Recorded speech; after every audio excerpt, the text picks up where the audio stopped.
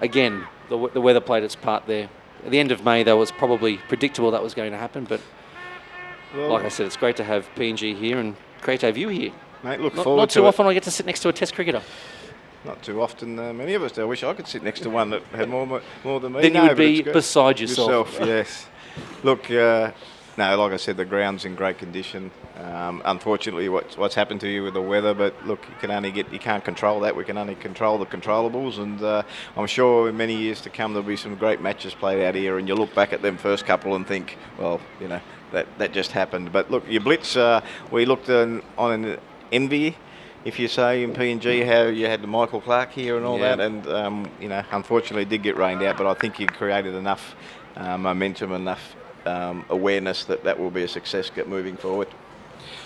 Just about to start here again after the lunch break. Asad Bala will continue, or won't continue. We'll take over from Norman Vanoa, first ball. I think this is a good move. I think that little mini session, just that one over that we saw from the skipper, just show the variation in bounce and turn with a new ball. I think this is the right move from PNG. Yeah, I was a bit like you, and he comes again, Vala. Again, he run the pads. There's a little bit of appeal, more and hopeful, but yeah, I was a bit surprised actually when he took himself off Tim and brought Norman Vanua back on. I thought, he bowled a very good first over and probably didn't work, but PNG picked up 2 wickets in that little session. Isn't that look, I know it was a live stream, but it's a strange rule. You get penalised for bowling a team out early. Charlie and I spent a good 45 minutes talking about that same thing, and Nizaka Khan back down the wicket. It's a funny little quirk, isn't it, that a team can bowl a team out and be on the advantage, and I think that they should have the choice. They should have the choice, exactly, yeah. Bala again. We played down to mid-on for 1. Yeah, I said the same thing. I mean, 5 overs, you can only really, even if you score 30 for 0, you still haven't gained momentum, you lose 2 wickets. You should have a choice in that situation. It's not going to rain today. Like you said, you're penalised, and then if the captain decides, well, 9 down, I don't want to bowl them out for another 5 minutes, it's not competitive cricket, is it? I'm on your side here, Tim, talking from that. This is the first time for everything. Yeah. And for those viewers that have been with us the entire time, I didn't brief Greg before we came back in, but it's exactly the conversation that Charlie and I had, and we were both in agreement. It's just one of those shrug shoulders and shake head, really, isn't it? You sort of wonder why. And I know from a point of view when you've got TV telecasts and deals and news and whatnot that you need to have news at the certain time, which just outside, no turn there. We'll call that one natural variation that Jamie Atkinson just prodding away. But already you can see the impact that spin is going to have on this afternoon's. And I think it's a sort of wicket, Tim, the slower you bowl, the better. You can actually bowl spin on it and bowl too quick through the air. You've got to hold it up a little bit. It's good to know that I wasn't talking complete dross before. Jamie Atkinson just out to point there, no run. That's what I said. And I thought that Nadeem, despite taking 3 wickets early up, very easy to try and over bowl it and bowl too quick when the ball's turning and really overplay your hand when you just can let the wicket do its job. That was the end of the 6th over. Hong Kong 2 for 17, chasing PNG 201 for the listeners that have just joined us. We're talking about, myself and Tim are talking about how PNG got bowled out before the allotted lunch break, and they had to go back in, and Hong Kong had to face 5 overs. Yes, and we understand with sponsors and news and time framing, but you can be disadvantaged by bowling a side out early in a one-day game. Tim, it wasn't an hour early; it was just enough for 4 or 5 overs.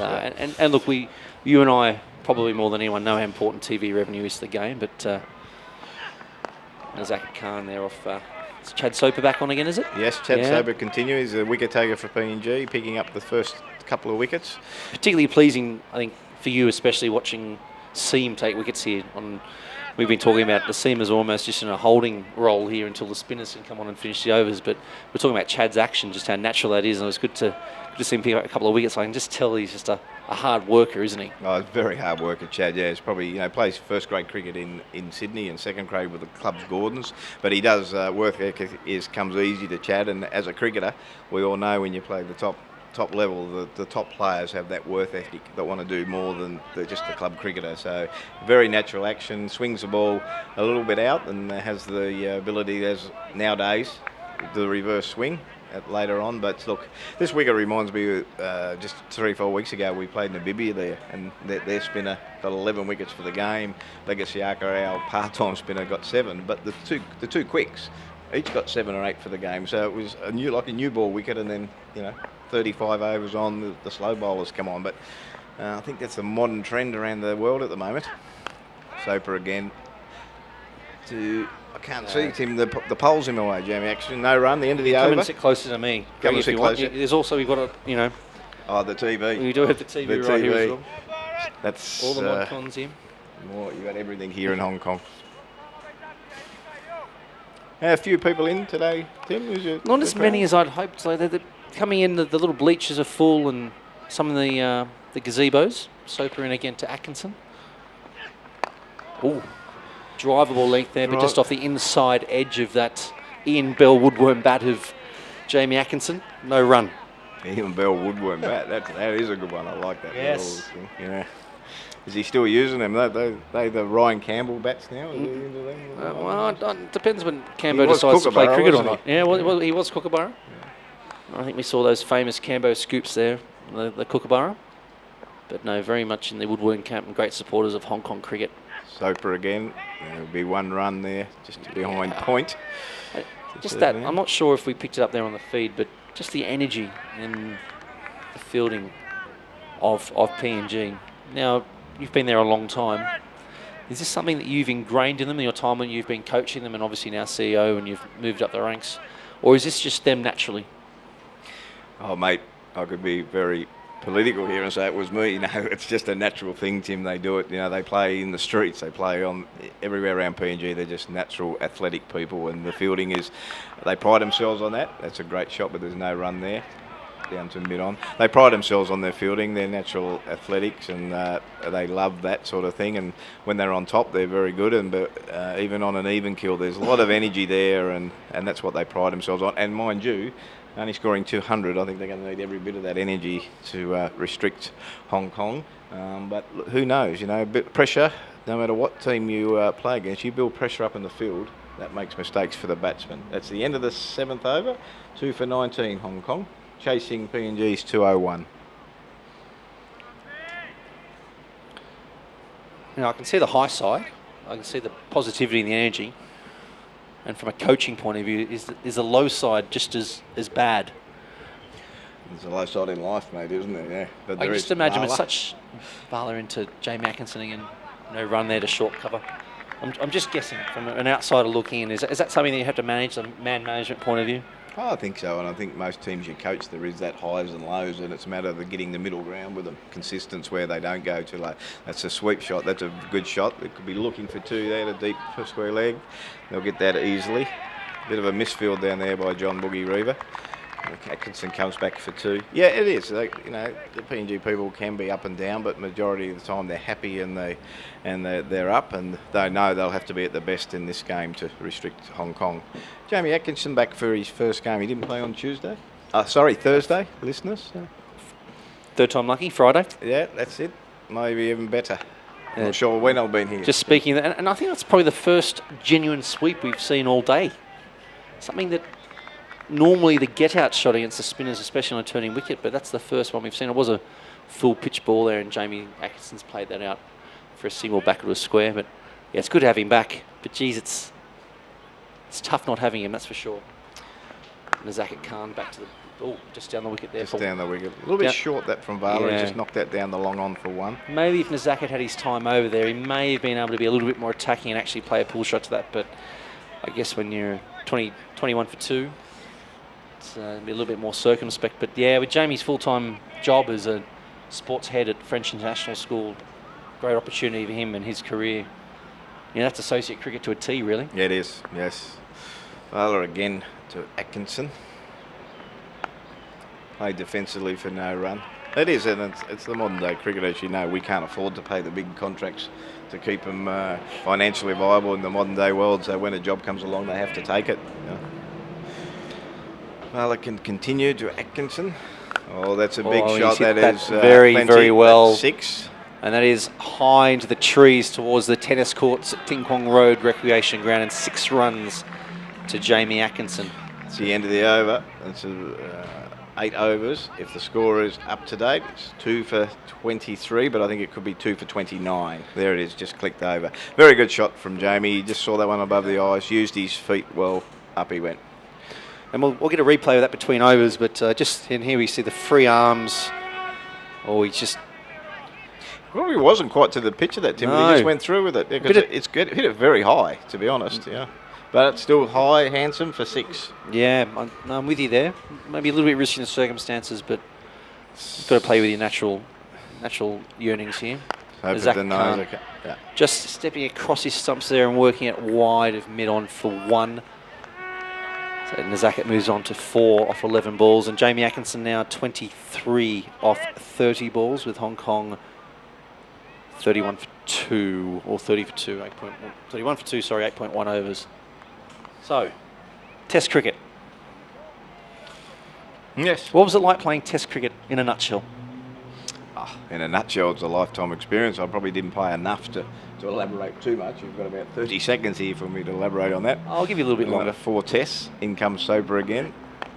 12th man quite a few times. I probably held the record if they were counting back then for a couple of years of 12th man to Andy Bickle reckons he beat it. And Michael Casper. Had you played though? At least you had a baggy green to go out and be 12th man. Okay, you'd played beforehand. So had a baggy green. You didn't wear the... Went on one of the best tours former Australian captain said he ever was on, Alan Border, the Ashes 89, when we were the worst team ever to go and won 4-0, and then Steve Waugh probably come of age in that Test series. Mark Still playing Taylor. the hook shot back then, wasn't he? He was, yeah. Mark Taylor became of age. Yeah. As an opening 219 and what an innings it was.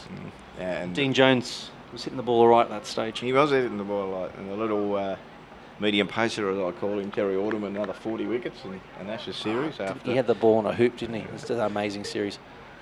Soper again. Oh, straight through him. Good wicket. A little bit low, but Jamie Atkinson played around that one, and a key wicket there, and you can see the PNG lads celebrating. They know how important it is. Jamie Atkinson goes for 23 of 31 balls. Very important. We'll have a look at the replay here. I think Jamie might have got caught on the crease here. It probably has kept it a little bit low. Here's the replay, as we say again.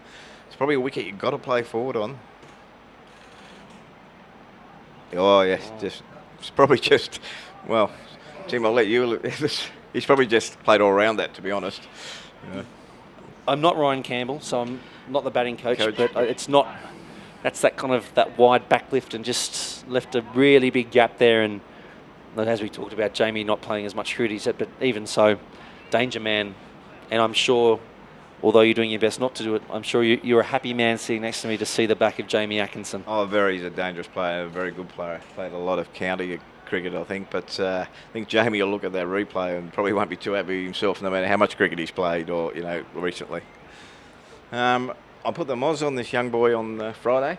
Tim was sitting here saying how good he was. Well, big a rapper he was and how consistent he's been. I think he debuted in Townsville against us a couple of years ago. Scored 50 on debut, I believe. Yes, built him up. That he's got a very good head on. And then he got out first ball. He got a first or second ball. So really, you should just be quiet. I'm not saying anything right now. Yeah. But he is a good player, Tim.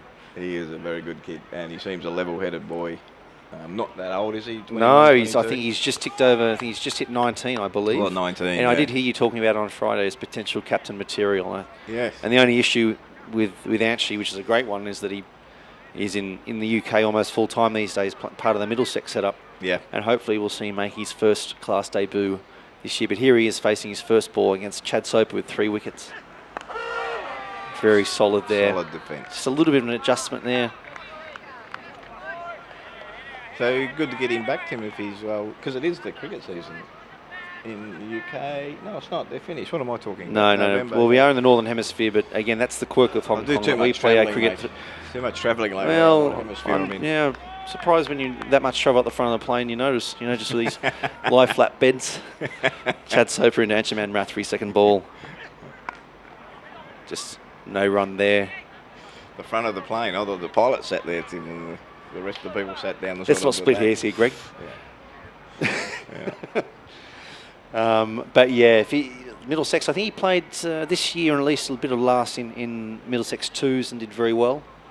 And I think they're just managing his development really, really well. And you can see that in the way he plays his game. You know, you don't look at him as doesn't play cricket like a 19-year-old or you'd expect would. No, exactly. And just as we say, that plays a nice Got a couple- probing cut, you'd say. Sorry, Tim, you got a couple. Even young Mark Chapman, who's going to probably debut for Auckland. He's already played first-class cricket. He played last year, Yep. but that is why we don't have him here, because he was selected in that Auckland team in their first-class competition. But he scored a one-day century last year for Auckland as well. Batting at number 8, I believe, came in at about 6 for 60, chasing 300 plus. But he's just a star. You know, Number 8. Yeah, he plays more as a bowling all-rounder, I think, in New Zealand. But you know, I see him as one of Hong Kong's best batsmen, if not one of bowls. Yeah, bowls left-arm orthodox, like all amazing people do. All amazing people bowl that now, don't they? Well, if you know. Well, let's continue here. Nazaka there again to a shorter ball. Misfield by Varney Varghese. That lets him off. What punishment happens in the team for a misfield? There must be a culture of friendly punishment. There'll be very much a culture of friendly punishment there. That'll be brought up at their team meeting, and there'll be a lot of laughing and joking, and the fine will raise anywhere from 10 kina to 1 kina, and it probably won't get paid. But they have a lot of fun with that, yeah. I think that goes everywhere, doesn't it, when you talk about fines? Yeah. It's supposed to fund the end-of-season trip, but never seems to materialise. Bala again. No run. Probing. I've said probing a little bit too much, I think, but just good length there again, not bowling too quickly, and Rath just feeling for it outside the off stump there. I think that's the ball. That's going to be the one that comes across. Yeah, I'm looking forward to Maharu Dai bowling again. I thought he bowled very well on Friday.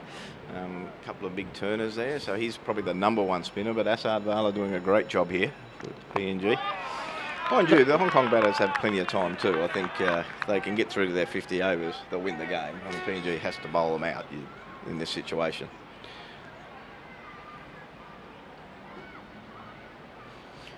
Vala again to Rath. That's a good delivery, outside edge. Probably look for a couple. He'll settle on one. Yeah, only one down there, that short boundary. And like I said, that's that ball. And I'd almost be thinking about a second slip in these circumstances. You know, you got that short man on the leg side, and also a man in front of square. Almost thinking about bringing that man from square leg over to a second slip. If he wants to, well, maybe even the guy at mid wicket. You know, you want him to be hitting across the line on this wicket, don't you? Exactly. Bala again to continue. I really enjoyed Dai's bowling on Friday. And I know you're spending a lot of time talking about my fielding. Well, when he bowled Nazaka, he wasn't too happy with that, Maharu. He thought that you could have probably stopped that. Although it was over the boundary, it was one-handed.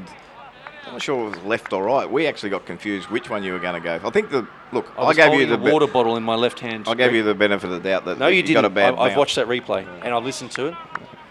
Yeah, we said I cried myself to sleep. We said it was a pretty poor effort. You know. That would be fine leg fielding position specialist there. Status quo, Gregory. Status quo. 3 for 33 Hong Kong after 10. Those listeners that didn't see, the CEO of Hong Kong tried to do a one-handed save after the boundary and didn't quite pull it off, and made every excuse under the sun why he didn't. I didn't have a chance, you know. Didn't even get a chance. Oh, that's not the end of the over. It was the end of the over. It's not the end of the over. It is the over. It is the over. No. But I think that. Oh, well, we got one more. Oh, one to go. I'm confused here, Tim, because we're talking about your fielding exploits, but I think that must have been only 5 deliveries. They're still not sure, are they? Let's check Crick Info. 45.5. So there you go. Oh, sorry, 9.5. Last ball of the first power play. Nazaka thinks about it, but I would not be taking one in that ring. Do you reckon the batsman would have been happy with the umpires if they got ran out then after all that?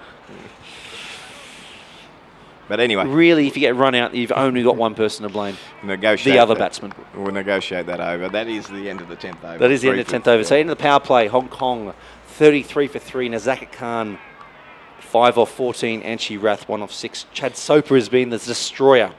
3 for 7 off 5 overs with 1 maiden, and he continues. I thought that was a magical ball that got Nazaka out on Friday. Had him probing outside, Dai back between bat and pad. Very good delivery. And at that stage, he didn't look like getting out. No, he didn't either. Soper to continue to wrap. Oh, that's that second slip Mr. Cutler spoke about, probably to the spinner, but that's gone through for 4 runs. Not for the first time today either. We've seen a ball go through where second slip would have been. But that's 4 runs to Anchi Rath. He moves on to 5 of 7 balls. Hong Kong to 37 in the 11th over. And not to harp, but hasn't Tim Cutler, the CEO of Hong Kong, managed to deflect that question very quickly about the fielding? You actually jumped. I was livid. I went down with one hand, not low enough. Being 6'5", you know, it's tough to get down. Soper again. Bit of a pop there. Soper already with a caught and bowled off Bubba Hyatt, looking for another one. Yeah. Look, he plays first grade. If I can tell you, you know, I'm unhappy about my fielding, and I'll do better next time. Thanks. Does that make you happy? Yes. I think you used to bowl a little bit, Tim. I know that you'd have been too happy as a bowler in that situation, but I was on the other side of the boundary, Greg. I was on the other side of the boundary. Yeah, because you wasn't walking in. I'd just come out of the commentary box. Oh, that's okay. With a bottle of water. With a bottle of water, hydrating the VIP guests. Soper can continue here, listeners. We've got off the track a bit. That's a lovely shot. That's 4 runs. That'll be a boundary. They can chase that down, but that's not coming back. Anchi Rath, if I can say so, pure class there off the back foot. Very good. And you talk about shots of the day, but look at a training manual. That's how to play the back foot drive. He moves on to 9 off the same number of balls, and Hong Kong to 41 in the 11th over. A couple of boundaries off this over from Soper, so he won't be happy. That'll be a 1 down the final leg. I think this is suiting actually Hong Kong team, the left and right hander. Chad's, if you look at his figures, probably I'm not being too critical, but when he had the 2 right-handers bowling, he was, you know, you can get your line and length. Now the left-right, it just put him off a little bit. You know, he's 5.3, he's 3 for 15. He's gone for 9 in this over.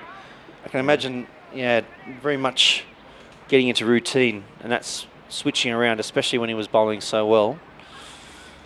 Even at the highest level, still makes such a difference, doesn't it, having that left hand, right hand, especially when you're turning the strike over. Yeah. So a bit to continue. And Nazaka Khan, what a drive through cover towards the new flats there. Over pitch there from Soper. That's a real half volley, and he's got away with that. That's a slashing shot through cover. I think it's even worth to have another look at that. I think you'll find over pitch from wide there. He's gave him a little bit of room, and the batsman's dealt with that. And those hands of Nazaka Khan have just come through at pace. I'll retell a little story about me. Well, we might just hold off that replay where we watch this next ball, but Soper into Nazaka here. Just off the hip there, and that they're looking for 2. That should be 2. That should be Nazaka coming back. Ball goes to the bowlers in there. Easily 2. My first over in Hong Kong was playing against Little Saiwan back when Nazaka played for them. First ball, dot. Second ball, 4 over my head. Third ball, 6 over the pool netting at Hong Kong Cricket Club, where Simon Cook, Hong Kong coach and also Hong Kong cricket player, 16 years first class cricket, he's a handy guy to have on your side, just rolled the ball back to me and said, "Welcome to Hong Kong." So 3 balls 10. You haven't gone through the other 3 yet. Oh, ... obviously. No, was it? That was T20 cricket, and that's why Nazaka's so good. But he now plays at Hong Kong Cricket Club, and he's a great guy to play cricket with. Change a bowler. He's your man. I just love him. Both him and the captain. No nonsense, no big strides, no long run-ups, but just great craft and good work on the ball. ODI, who bowled very well for PNG, and they'll probably need him to repeat it, to be honest. I'm going to say there should be a second slip. So if it goes through second slip... Yeah, well, he's going to be turning the ball away from the left hand. I'll probably agree with that, at least for an over or 2. That's exactly too short to start with. But, yeah, for an over or 2, we got to bowl... Well, PNG have to bowl them out. You can say we, it's fine. So I think, yeah, I agree with you, Tim. There should be probably a little bit more attacking, but again, it's easy from us from 70, 80 metres away, isn't it? Well, the game's always easy unless you're here. fielding the ball. Yeah. Yeah, I was just about to come to that, but you've stole my thunder again there. Doesn't get any easier for some people 100 metres away. It's rare that you don't get a word in, though, so I'm glad. I'm glad to be... Yeah, glad to be breaking the mould here, Gregory. Excellent. I'm very disappointed. I was setting it up for that, and you got me. You got me. Yeah. So, welcome to everyone to the there stream it is. here. Is he going second slip? Oh, So, there you go. Yeah, It's almost like they're listening. They've got it in They're there. listening. Welcome everybody to this stream. Very happy to bring this to you. Get easy single. They'll look for two. I don't think he'll. Oh, No, little misfield, but no, only one. no, we've got Tim Cutler and Greg Campbell here. Very happy to bring this stream. Blazing sunshine of Hong Kong, the second one-day international of an unnamed cup. An unnamed cup Between Papua New Guinea and Hong Kong. And I must admit, Papua New Guinea will have to take the blame for that. We couldn't quite get the response back from the elders and everyone back involved in PNG about a name in time for Tim. That's a very good shot. Bit short from Dye. He's put that away from 4. I'll tell you what, though, he misses that one. I wasn't watching the replay, Tim, so I'll take it. Misses it? No, so if he misses it, if he misses it, he got right across his stumps there, but Okay. good shot by Nazakit. Yeah. Those wrists, as we talk about frequently here, about that flair that comes from the subcomp blood Yeah. mixed with the coaching here. Great combination, really, and really hard to bowl to. Dye again. There it is again, Tim. Yeah, he's getting a long way across. He doesn't want to miss one of them. I think that's how he was. He out LB? No, Or was he bowled? He was bowled. That's the Bowled. ball we were talking Yeah. about that went through bat and pad. He and Bubba had put on a few. Well, he might have learned from that. He might be trying to negate that No. at the moment. But yeah, he doesn't want to miss one of them. You see him batting there on off stump and coming across. There So it is again. taking LBW out of the equation, they're being outside the line. Be careful the arm ball. If Does he have an Dye's arm got ball? one, it's a modern day one that doesn't spin, isn't it? Tim? Natural variation, we call that. Yeah. It's the end of the over. 12 gone. Hong Kong 3 for 53, chasing PNG's 201. Game still in the balance, I'd say. You know, Very couple much more so. Wickets. So this partnership's 22 runs at a brisk rate of 6.6 runs per over. Nazakit Khan 15 off 19 and Anshaman Rath 11 off 13. And it's great to see again two guys that, Anshaman Rath born in Hong Kong. Nazakit Khan's been here since I think the age of 6 or 7. Two true products of Hong Kong. Nazakit Khan spending most of his junior years at Little Saiwan, and Anshaman Rath, a very proud product of the Hong Kong Cricket Club and the Gappers program. Just to see that the cream of what Hong Kong can produce out here in the middle. Change of bowler, Tim. Norman Vanua back on, changing from Chad Sober. Had a very good spell, 6 overs, 3 for 22. Vanua to Rath, no run, just to backward point to the captain Assad Vala. There's a good spell from young Soper there. I mean, the last over probably went for 1, 2, 3, 13 runs. Yeah. So, he's 3 for 22. He's bowled very well there. Put PNG back in the game. Young Norman's probably been our find over the last 12 months, to be honest, Tim. He's forced his way into the game. He's probably good friends with Chad, so the work ethic has sort of come on to Norman. He's probably ended a long 12 months. He probably needs a break, which they have, but he's played very well at times with the ball and the bat for us. Young boy, we expect big things out of him in the next 2 or 3 years. It's nice high action as well, hasn't he? That sort of reaching high and coming through. Would he be your quickest bowler? Yeah, he'd be up there. Him and Willie Gavira. Willie's a bit older and played a lot more cricket. I think the thing we like about Norman, I don't know if I can explain this to the viewers and they understand. It's a natural action, but it's not. So what they say, he bowls a pretty heavy ball. It doesn't look like it's that fast, but it comes onto the batsman pretty quickly. So. And Sean Hutton, we've got a suggestion here about the Amini Atkinson Cup. It's interesting. Yes. Thank you for that suggestion. Yeah. Now, of course, Hong Kong have played PNG before ODI status. Norman Vanua too. So it's Vanua rather than Vanua. Well, look, because a few Charlie people, was correcting me before. A few people will come back to me and say it is. I'd say call him Norman Vanua, and he always answers me. It can be whatever. But look, like I said, going back to his ability, he can bat. He's got a 60 against state cricket, I think WA this year, earlier on. So he has got ability with the bat. He's very early into his cricket career, so he'll learn as we go, and he'll be a very good player for PNG going forward. It's a little bit short there. Well, that's a great shot. Probably where you can't bowl on this wicket. No, definitely. Width and the length was wrong there. I think he'd be kicking himself there, and as they say, money for old rope. Yeah, a little bit wide from Norman there. Not a lot of feet movement from the batsman, but I think the wicket's fairly true. It's probably more of a slow turning wicket, so once the ball's wide, you can free your hands, and that's what he did. It's probably a great shot, yeah. Oh, and that is a typical yeah. subcontinent shot, that is. Yeah, and we're back live. Oh, thought it was about to happen there again, Yeah. but they've put the closer, cover out to the boundary, though. A little bit closer to him, too, I think. Yeah. He was looking for it. That's what I love. Coming to Hong Kong, just seeing that flair that comes. Guys like Nazaket, or Cat as he's known, just it's a pleasure to watch. Can take a game away from you in 5 or 6 overs, much like a David Warner. Tim, were you saying the boys are born here and been here for a while? Is that, look out, the director of cricket's just walked past. He's covered the whole ground. Sorry, Charlie, but he'll be... They run there, run. Nazaket come. Yeah. And actually, when I was on air on Friday, it was more the counterpart that my commentary was giving to you about your fielding. I was just, sort of joining in there. So it was more of the director of Hong Kong cricket that was... Greg, it's a matter of record. If we go back to the stream. I was just backing Charlie up. No.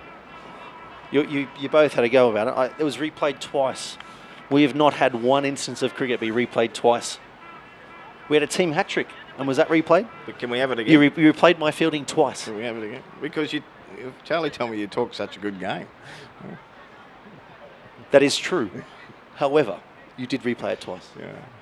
I asked for a third time, but they thought that's enough. Anyway, back to the cricket. Mahuru ODI continuing again. A little bit short again, and forced off the back foot.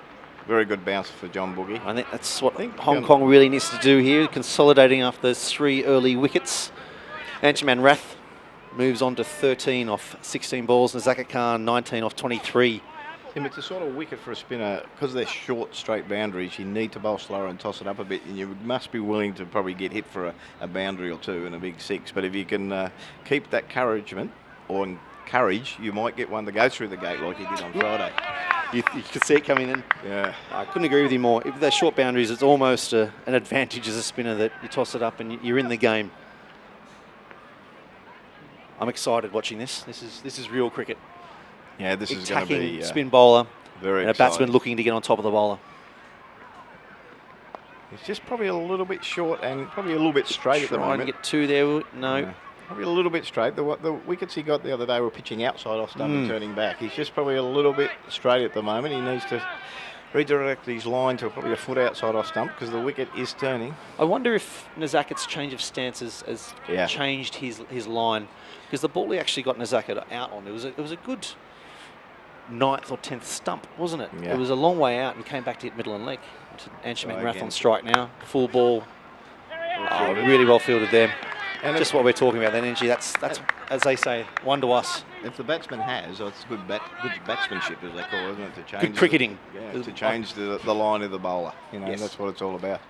Same as, I'll just come back after this ball. Anshuman Rath on strike, works it down the ground to long on for 1. It's always trying to get the batsman or the bowler to do something different. If you make them change, I think anyway, you make them change what they're doing. Yeah. But it's still in the balance. 3 for 60. It's a crucial time. He'll be Maru. I know Maru will be fancying himself just to do that again through the gate. Now I'm not sure if we have anyone from Cricinfo watching this. Wide. But next to Mahuru ODI, we've got right arm medium leg break Googly. Has he bowled everything else? I wouldn't like to be a batsman facing that. Does he bowl leggies as well? Not that I know of, but I'm not going to say no because he might have a mystery ball. Tim being a bowler, when we got a wicket, we definitely meant to bowl that delivery. Absolutely. If it swung away, seamed in. Do you mean to do that? Absolutely. And with that, with Hong Kong 61 for 3, the end of the 14th over. Nazaket Khan 20 off 25, Anshuman Rath 14 off 18. Chad Soper the destroyer with 3 wickets. I think it's now a time for a change, Tim, and I think you've got some fielding practice to go to. So we'll leave all the listeners there and have Charlie Burke and Max Abbott come in. I can't wait to hear all about it, Greg. Just to have someone of your talent teaching those youngsters. But he is correct. The 2 CEOs will step out of the chair and replaced by better men than us. Max Abbott, Marketing Commercial Director and Tournament Chief, and Director of Cricket Charlie Burke will be with you now.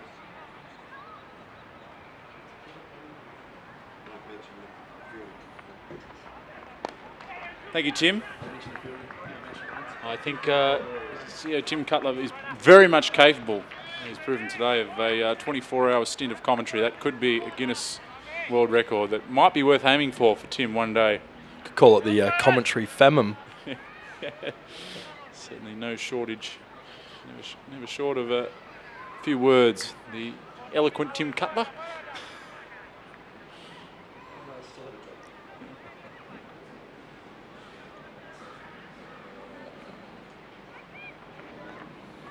Ooh. Just giving a little bit Norman Vanua here. He's mixing his pace up a bit, rolling the fingers over it, maybe a little bit. It's just sticking in the wicket, isn't it? This is, as we've said from the start, it's not going to be an easy chase. This 200 or 202 for victory. But I don't want to do the commentator's curse here, but Anshuman Rathi doesn't often miss out twice in a row, so important innings here for Anshuman. I'm not a believer in that. You saw went quite viral on Twitter yesterday, the Shane Warne and Mark Nicholas commentary of David Warner's century, where Mark Nicholas announced that Warner had never been dismissed in the 90s. Shane Warne blew up, next ball, he was gone. Trevor Penny had a great one yesterday too, talking about Tanvir Afzal, saying, I'm not a superstitious person, but he's looking very good. And next ball, Tanvir Afzal gone.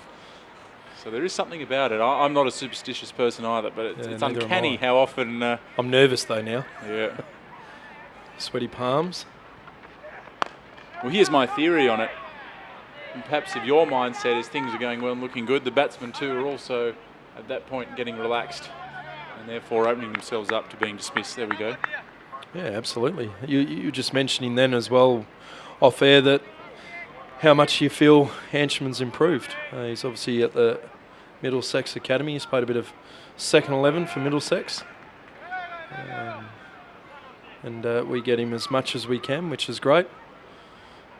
But he is looking very good. He's looking a lot fitter as well as Vanua comes in again. Outside off and played through the covers for a single. Hong Kong move on to 65 for 3. Yeah, very interesting setup here at the moment. Hong Kong losing those early wickets, but now this partnership just starting to build a little bit, up to 34, I think it is now. After at one stage it was 31 for 3, now 65 for 3. Required rate only 3.89 runs per over, so there's no need for any risks. But on this wicket where the ball's turning, we have seen them fall in clumps at times, both in the first ODI and in this one.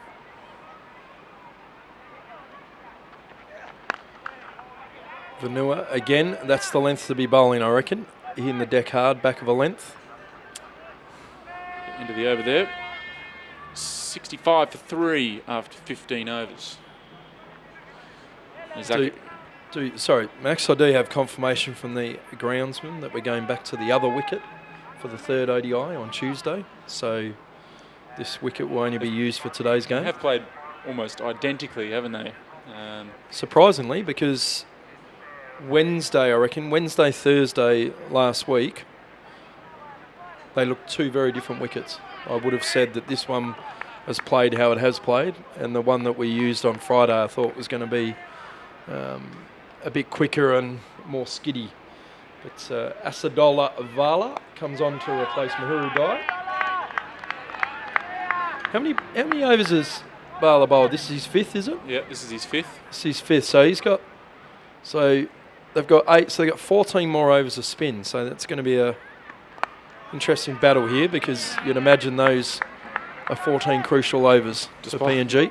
Despite the fact Chad Soper, the medium pace, has got 3 wickets, but despite that, the spin certainly through the middle overs, as we've seen from both sides so far in the just over 1.5 matches so far, that it's been the spinners that have looked more effective. And we did see that after these 2 spinners, there wasn't another option there for PNG. They tried to bring on another part-timer, but it didn't quite work out. Impressed how much Vale has improved, though. The skipper here. It's a good length, that. Very good length. I think we've noticed as well on these wickets in the first 2 ODIs that getting the right pace is the key here for it to turn. Yeah, the slower deliveries have been the most effective. Oh, that's dropped. Zakat Khan hit it straight back to Asad Vala. And the skipper's put down an important chance, and he's got a ringing hand there as well as punishment. Yeah, good old fine, drop catch. Vala again into Nazakat Khan. Shuffles across. Yep, and we'll That's just end have of a the look at over. the replay here of that drop chance. We hope we will. And Nazakat Khan, 60, here we go. here we go, tosses it up, hit it pretty hard, but it was at a comfortable height. I think Asad Vala would be disappointed he couldn't hang on to that. Recent studies do confirm that caught and bowled are the most commonly dropped catches on a cricket field. Something like 20% of caught and bowls get dropped. And yet, as a bowler myself, I've never once practiced catching off my own bowling, so there might be something in that too. And guess what? Guess what fielding position in T20 cricket gets the most catches? Is it caught and bowled? No? Guess. Oh, delivery. Oh, I've got no idea. Let's just say deep mid-wicket. Far away. Take the deep out. You're spot on mid-wicket.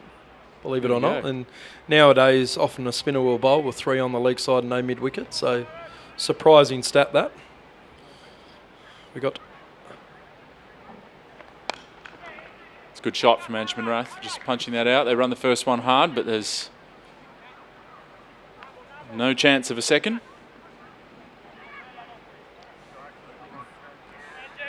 So we've got John Bogey Reeva on now.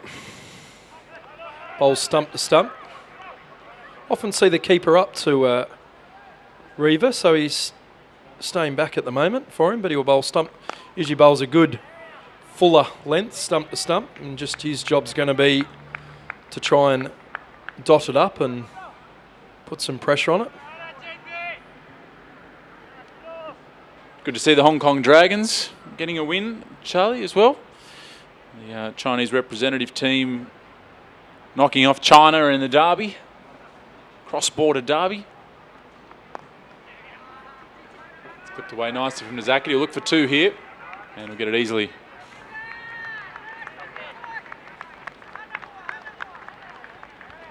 Max, you're a fashionable man. Thank you, PNG's one-day kit.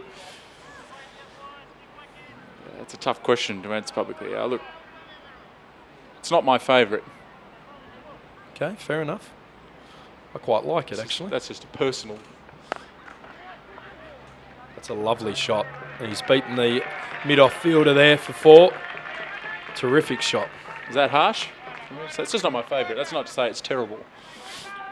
So I think I it's... like the baseball cap in one-day cricket too. I know Tim Cutler, and you were talking about the caps earlier. I like the good old baseball cap in one-day cricket. Leave the felt caps for the 4-day stuff. Yeah, no, Just a personal opinion. Yeah, I would agree with that. Although I do like the PNG caps. I think do like those coloured rings around. Great shot there from Zach. They'll look for 2 here. Fielder had to run around it. I don't know if you would agree with me on this, Max, but they're the type of balls that PNG have been getting 2s on. And we've been getting singles, or Hong Kong have been getting singles, I should say. But I would say PNG are one of the better running between wicket sides in associate cricket, and don't underestimate that at this level particularly. It's they've been crucial. fantastic. Yeah, and even today, I wouldn't say they weren't able to pick up as many singles, but they were always looking for it. You could see them dropping their hands. Whereas the Hong Kong openers, number 3 in both games, have really gone quite hard at the ball, hit it straight to fielders. I'm sure your team, in the cricket department, will analyse the number of dot balls and the statistics around that. Absolutely. Asad Vala over the wicket to Nazaka Khan. And Tight spell you're here. seeing a bit of a wobbly camera at times up at this end of the ground. Do forgive the cameraman because a 6 from earlier in the day struck his viewfinder, and that's no longer in action. So he's flying in the dark. Well, that's in the air, but very well placed, and in fact over the rope, down into the Cow Corner Club, as we call it down there, with the Peronis, our sponsors, flowing in that region. So they'll enjoy seeing a ball being hit into their path, and Nazaka Khan just showing how easily he can clear the boundary. That was just nothing more than a push in the air that seemed to fly for 6. Absolutely. There's a lot of kids over there as well, so hopefully we've got a few of the fathers ready to field, a few of the mothers and fathers. Going to have a look here. This 6, great shot from Nazaka Khan. Oh, again, uppish towards the bowler. He's had a life in Sadvala's last over. You can see PNG really trying to lift here. They know the series is on the line for them in this next phase of play. Bowled him. Well, I wasn't sure what happened. Nazaka Khan has stepped inside too far. A crucial wicket here for PNG. Nazaka Khan throws his head back. Not sure what has happened to him there. Must have stood inside the ball. Bit of a lazy shot there almost, just sort of shuffled across and... Let's take a look at it. Yeah, he has. Just stepped too far inside. Went to line up to smack the stumps over. Not happy with himself there as a huge wicket there for Papua New Guinea. And it's 80 for 4. Shahid Wasif is the new batter coming out. He hasn't quite got going yet in his international career, but maybe today's the day. He's looked very good in domestic cricket. He's a good hard hitter of the ball as well, but yet to see it in international cricket. Got a first ball LBW, I believe, in the first game. Yep, Actually, Assad, no, it was Mahuru Dyer that got him, I think, in the first game. It was Dye, LBW. Not often wrong. Well, this really is a 50-50 game now. Zakat Khan and Bubba Hyde have been so influential on the results for Hong Kong. They're both gone now. It's Anshuman Rath and Shahid Wasif now at the crease.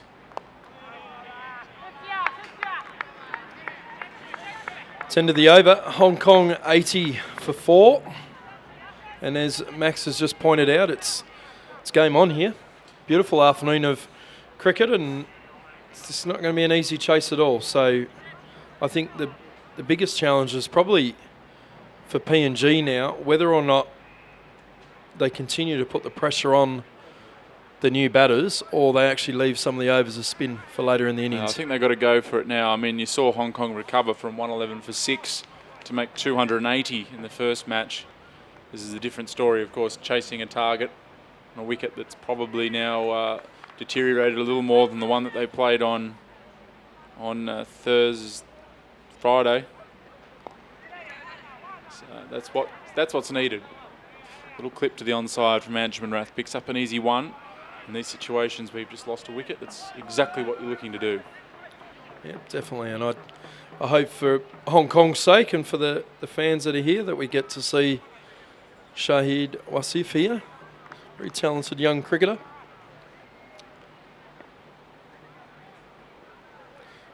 Mahuru Dyer just getting the right field here, putting a bit of pressure on the new batter, rightfully so. Looks like they're going to have a slip, a gully, and a backward point. Oh, bat pad. Oh, bat pad, sorry. I was going to say, I didn't think a slip would be a right option with a off spinner to the right-hand bat. This wicket is a bit poppy, so I like the bat pad there for PNG. Good attacking field. Looks to be sliding down leg. I think, was that an overthrow? No, I mean, that looked to be sliding well down.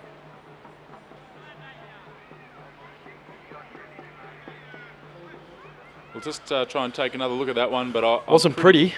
Wasn't pretty, but I thought it was sliding down leg side.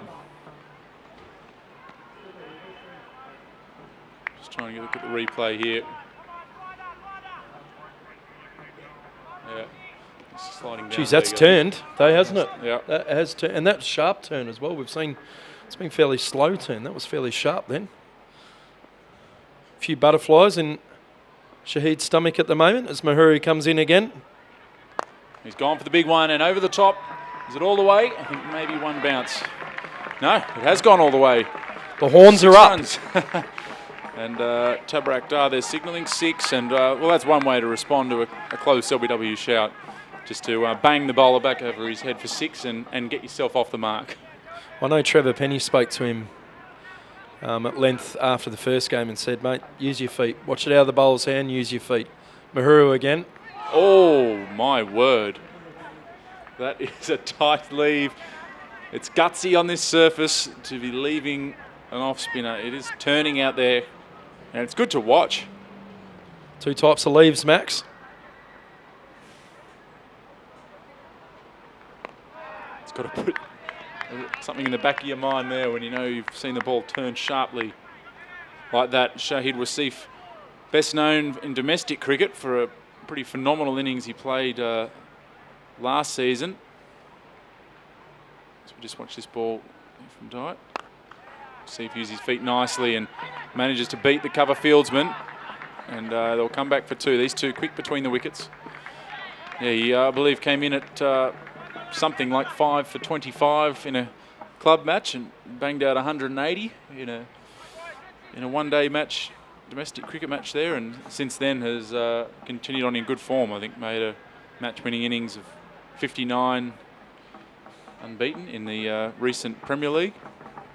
So a young kid, I'm sure, that's on your horizon or front of mind all the time as a selector. Yeah, absolutely. No, he's a talented cricketer. He's a gun fielder as well. So it's always nice to have, and he's the backup keeping option as well, if need be. Not too bad with the gloves on as well, but important partnership here for Hong Kong. Score moves on to 89 for 4. And it's Asad Vala to continue around the wicket to the left-handed Anshman Rath.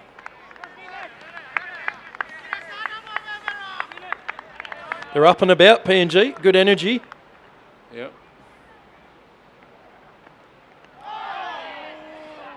Vala again. Bit of turn there. It's good to watch. Charlie's is good. Plenty of energy from the Papua New Guinean players, the Barramundis. It's just great to see associate nations play. 2 really evenly matched associate teams. Both really wanting to win this series. Not for the World Cricket League Championship, but when you don't play that often and get the opportunity, you can see it means a lot to these players. No, well said, Max. Couldn't agree more. The passion and the interest in it. As an associate cricketer, you might get 4 or 5 ODIs a year if you're lucky. Vala again to Rath. That's well played from Anshman Rath. Just going back. It's a slow delivery, not lured. They're forcing the pace, just finding an easy single. Really would like to see, from a Hong Kong perspective, Shahid Wasif get in here, because I've not seen him play in domestic cricket, heard a lot about his talent. And as you've mentioned so far, had limited opportunities so far with the Hong Kong team. I think only 2 or 3 matches and hasn't been able to show his true colours as yet. So, and his family are here as well. They're at Long On at the moment, so hopefully they can see a good performance for him as he knocks it out to deep mid wicket. It was an unconventional shot there. It was sort of almost. I thought he was going to sweep it at one stage. Yeah, there wasn't a lot of face to the bat showing the cameras there. You want to be careful playing that sort of shot on this surface, but he executed it very well. He's going to flight this one, I think. Asad Vala, the skipper, the PNG skipper. Everyone in Hanuabada, his village, will be watching intently as he comes in to bowl again, the skipper. It's well bowled and well played.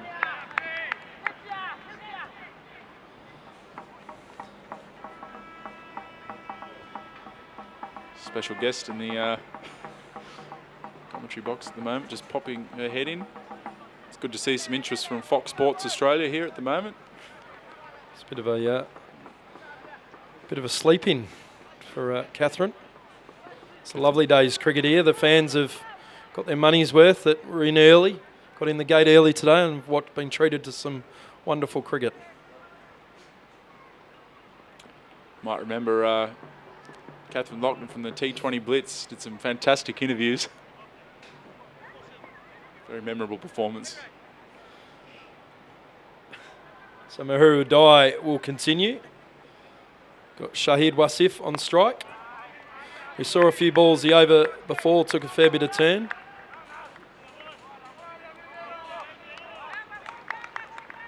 Just getting a bit of grief for my polo at the moment. It is a little tight. Ask for the media, might need the large, Charlie. I think you look good in it. Max, as Mahuru continues. Oh, missed out there. The umpire's put his wings out for a wide. Tabrak Dar, Hong Kong local umpire. I think Mahuru Dai's overly happy about the decision there. This is the other thing with one-day international status. It's great to give our leading umpires that earn their spot in the ANA panel an opportunity to umpire at the highest level. It's in the air, but through the gap, and that'll be 4. So Shahid Wasif coming out with an attacking mindset and getting another boundary there. So he is now moved on to, I think 13 now.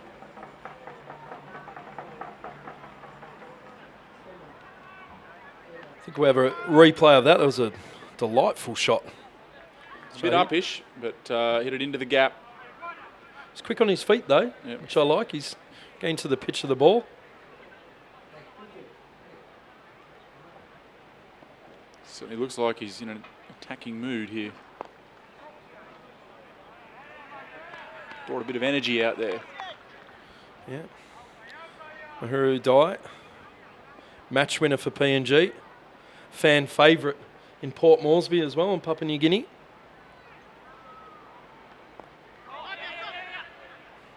Nicely clipped. Fine leg. They think about a second. It's a good bit of fielding there from Sopper. Chad Sopper. Sopper or Soper, I'm not sure, but Chad S-O-P-E-R. How good are the conditions here, Charlie? Just look at this. The sun's shining here in the afternoon. I know the Peroni box, ice box out there is full. Brokenwood wines. Yeah, shame I got to fly out tonight. I would have taken full advantage of the Peronis. Oh, that's a terrific delivery. That's spun sharply. He's getting some major turn here. It's like a 4th, 5th day wicket. Yeah, very much a 4th day wicket it looks, and it's had plenty of cricket on this square. We obviously hosted the ICC Women's World Cup qualifiers Asia recently. Oh, that's well bowled and caught. And the finger goes up. That's a big wicket for Papua New Guinea. Anchman Rath getting the edge there, and first slip, the ball popped up. Wonder if it came off the wicket keeper's legs. It seemed to travel very slowly to first slip. We took the one-handed grab. Dai's been looking dangerous.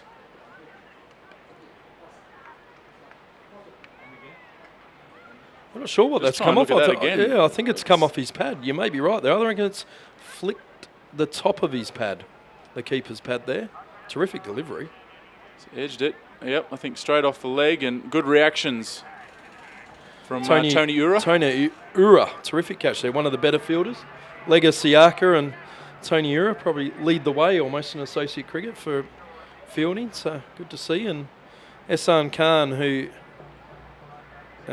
bowled okay today. He's doing okay. He's a very good batsman as well, so he'll be keen to get some runs here. He also missed out in the first ODI. He was adjudged caught behind, a diving catch from the keeper. Also off Mahuru Dai, I think. Well, this is a big challenge now. There's sort of the 3 real solid middle order batters for Hong Kong all gone now. Got a young guy, Shahid Wasif, in with Ehsan Khan, so got Tanvir Afzal Azaz Khan to come, who both made runs in the first ODI. But that not really an anchor there for the innings. I would. Hong Kong do bat deep. I know we talk about it. We don't necessarily always show it, but did in the first game, I think. And I'd say it's anyone's game right now. I reckon it's 50-50. Yeah, I think I'd just rather be PNG at this stage. I think 5 wickets down, it's going to be... The trick's going to be the amount of overs they've got of spin left. That's a good shot. See, that's slightly short, and he pounced straight on it, and that'll be 4 runs. That brings up the 100 for Hong Kong as well. 102 for 5, 22.1 overs. Good shot there, a short delivery. Dispatched appropriately. But I'd go back to that question I had for you before, Max. I think it's anyone's game, I really do. But you're saying that you'd rather be in PNG shoes, knowing the bowling to come. Well, yeah, Saad Vala's got 3. Maruka Dai's still got 6 overs to go. Mahuru Dai, I should say. So I tend to think at this stage, I mean, it's only 9 overs of spin. Well, what's on the plus side for Hong Kong is there is absolutely no pressure on run rate.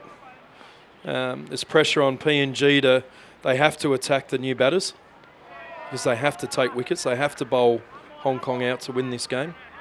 And the overs left from the 2 off spinners, I'd rather be in Hong Kong shoes.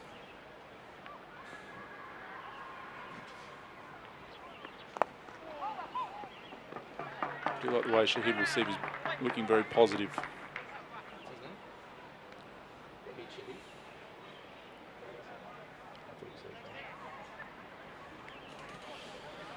Asadolla Vala, the skipper,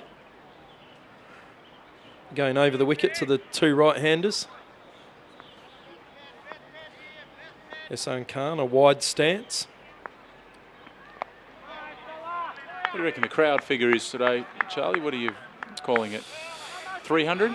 We got 300 here? I reckon when Kath walked in, it clicked over to 300 on the gate, which is great. I noticed there was a lot of junior cricket and women's cricket on this morning, so it's great to see the juniors and the ladies cricketers come down and support international cricket here in Hong Kong, which is great. But I reckon, look, it'd have to be 300, I think. We're including the commentators and the cameramen, aren't we? Yep. Okay, yeah, 300. No, they all count. We've got Mahuru Dai, or Malks, on again, bowling his 5th over. That's sharp turn. Gets the length right, it's difficult. He looks a real handful here, Dai.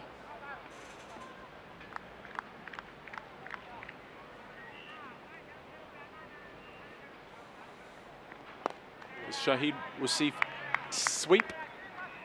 No, you will not see him sweep.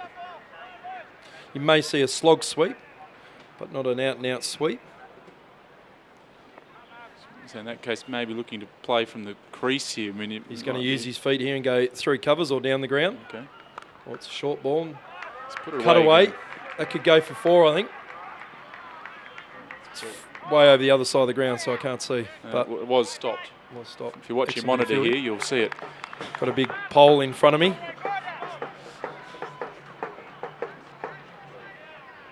Couple of drums in the crowd too. Trumpets, or versions of. It's probably a gin and tonic day, I reckon. That's what I'd be going for. Yep. Certainly a cold drink day, that's for sure.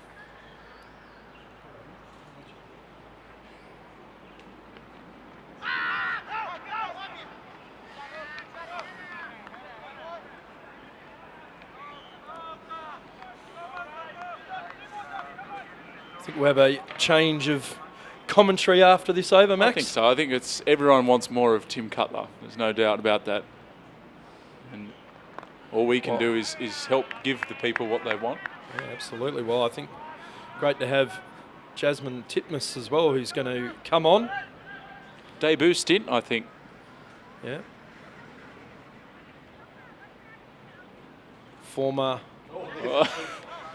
Someone lied. Yeah, well, I did just ask the director of cricket a moment ago if he played the sweep shot, to which he said no. 2 balls later, we see the sweep from Wasif, so... Well, I don't know who's watching or listening from PNG. Someone must be coaching him. But at the end of the over here, and the score 104 for 5.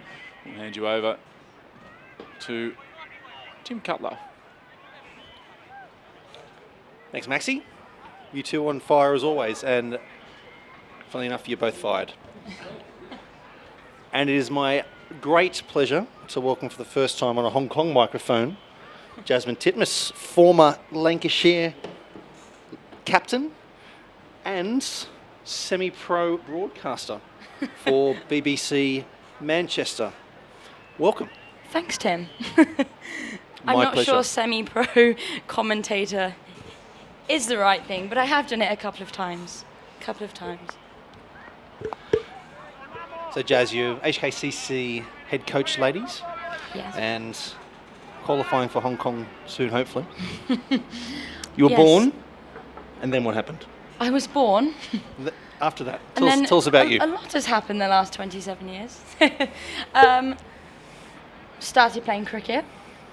Thought it was actually something that I really enjoyed. Was in the nice town of Northants. Ehsan Khan, can't get that away. Do you want me to carry on? Carry on. Just I'll interject with the cricket I bit. ended up up at Lancashire. Was captaining them. You see a short leg into the game. 25th over of a one-day match. Good to see, isn't it? Anyway, keep going. Yes. So captaining in Lancs, been around the England setup, and then was obviously doing all my coaching. Came out here on an MCC tour, which was fantastic, and then here I am, ending up in Hong Kong as a women's head coach for the cricket club, and I'm loving it. Ooh, leg buys. That could be 4 of them. It has gone for 4. Off Shahid Wasif's thigh guard, I think, there. Oh, no, we've gone wides. So that's 5 runs to the Hong Kong total.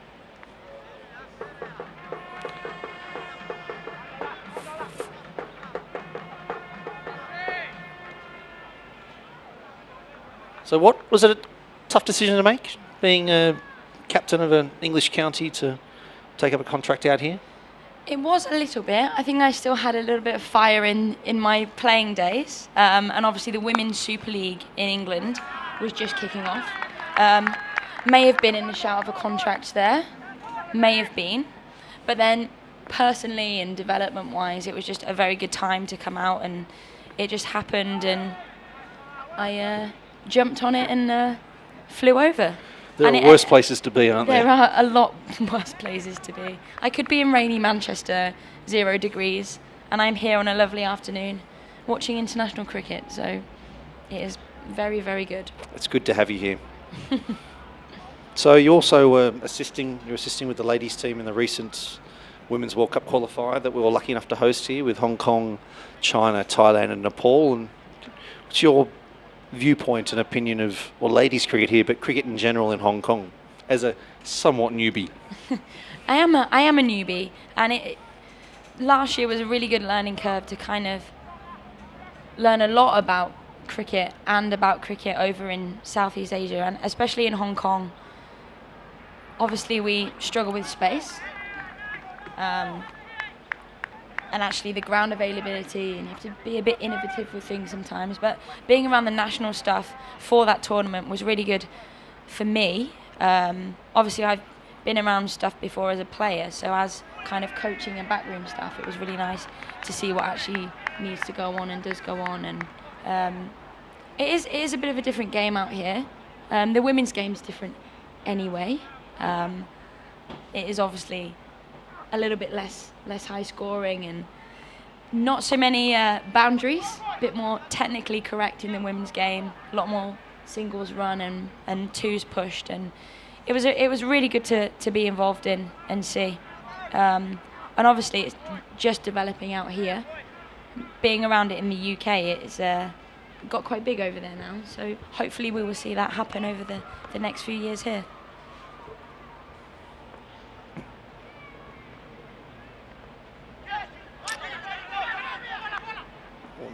Nicely run there, leg by to Hong Kong with Ehsan Khan on strike. Shahid Wasif now comes on to strike, 112 for 5 in the 25th over. Shahid is 22 not out. Ehsan Khan still not off the mark after being in for 8 balls. We'll come back to the ladies' game. We've got lots to talk about. Women's Big Bash and what England could learn from that. But what are your thoughts here today?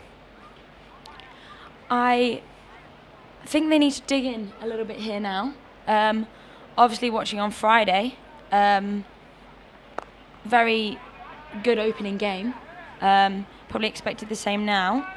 Be disappointed that they've lost these 5 wickets, and really need to build this partnership now and kind of calm the camp, I think. But I'm still in Hong Kong's side. You're still in red and black? Still in red and black. Back in I red? haven't quite moved over to the yellow yet. But yeah, these two just need to muck in, I think, build this partnership, and I think we'll be okay. So that's drinks here at Ting Kong Road. 25 overs gone. Hong Kong 112 for 5, requiring a run rate of 3.6 and over to get to that 202. So 91 runs required with 25 overs remaining. Of course, we had a very short stint of 20 minutes before lunch after Hong Kong bowled out Papua New Guinea in the 46th over, with Hong Kong losing 2 wickets in that short little session, shall we call it. Not out batsman Ehsan Khan at 0 off 8. Shahid Wasif showing us little window to just how talented he is. Very excited to see him bat. He's 22 off 27. And Chad Soap has been the chief destroyer with 3 wickets with his medium fast.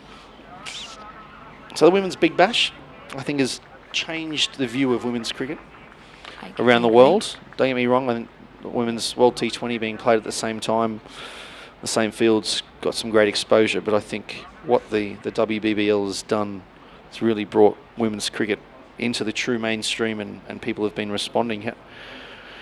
How's that affected the ladies' game in the UK, and how do you see the game developing there? They have, so recently they've tried to kind of follow the same franchise kind of Big Bash theme over in the UK. Was a successful tournament, but I think the Big Bash over in Australia has really nailed it in terms of having the curtain raisers. So they've obviously linked the men and the women's sides, so the women's franchise matches and everything's set out the same, training's the same, and people getting tickets to the women's game first and then watching the men's game. And I think that's really pushed the standard up. A lot of overseas trying to get involved with that. A lot of the English girls have gone over. We had Mariko go over from Hong Kong, and hopefully all our kind of developing nations will get people involved in that. And I think that is a really important way to go for them. 1, to get the exposure of people, and 2, you're only ever going to improve the game as a whole if you can do that. But Australia have kind of been the forefront of pushing their women's cricket. They've always been one little step ahead, thought process, and I think they've got a few things up their sleeve. There's just some stuff going through at the minute, a bit more money involved with them, and hopefully that will spur some development on there. But yeah, I think it's a really good thing. Hopefully England will get their tournament as good as that's going, but we'll see. It's really good for the players to go over. A lot of the English girls in there. But so you must have welcomed the news of Australia splitting the 2 World T20s in 2020 and making the women's a standalone tournament as opposed to being curtain raisers they were in India. Whilst I still think it was great to get women's cricket on the sort of into the periphery, which, knowing some of the gents and ladies involved in it, the reason they've done it is because people want to go and watch ladies cricket, and and they can play it in prime time and actually have people watch it, which I think is great news. It'll be their own tournament in its own right, and there'll be 2 World T20s, one played by men, one played by women, rather than a women's World T20. Yeah, no, I completely agree. And like we were saying then, I think that the more that they can kind of link it to the men's game, it is very different still at the minute, but I think the more and more kind of training that they're doing, different ways of thinking that they're doing, it'll be a really good standalone tournament there.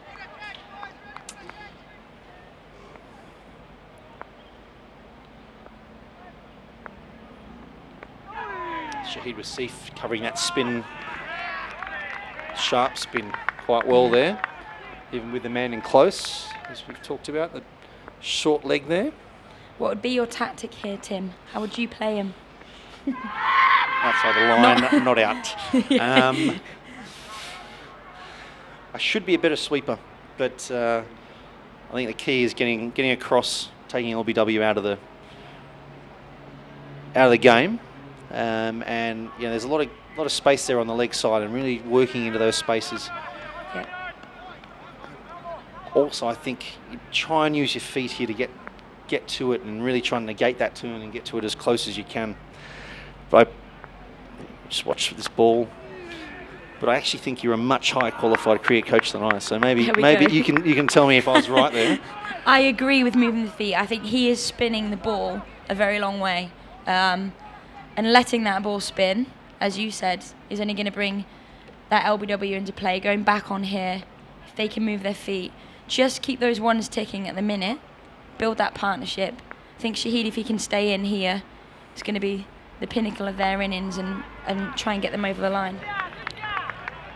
So what we've seen here, we've only seen the 2 spinners being used by PNG, and whilst Chad Soper has got those 3 wickets, I think the game is really going to be won and lost by the spinners, I think anyway, the spinners here. So it's 20 key overs, and Asad Vala's already in his 10th over. Was just finished his 10th over with the great figures of 1 for 33. And beyond that, I think I'm just checking up now, I think we've only got a good sort of 5 or 6 overs left of spin, with Marud Dai having bowled 6, 1 for 27. So we get through, Hong Kong get through those 4 overs left of Marud Dai, and then it's going to be interesting to see how this game develops, because we know how flat the wicket is. We've talked about it over these 2 one-day internationals here at Ting Kong Road, and how PNG play it.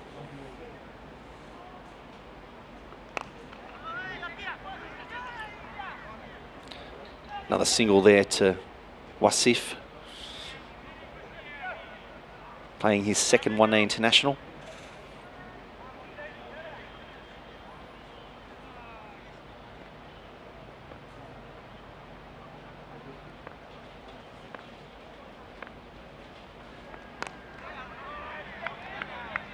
Of course, Shahid's also a wicketkeeper, and I think there was a bit of concern over the back of Chris Carter during the week, so I think there was a chance that Shahid could have also come in as a wicketkeeper. Of course, we got Jamie Atkinson today, but just an additional talent that he has, can also bowl as well. All-round helper.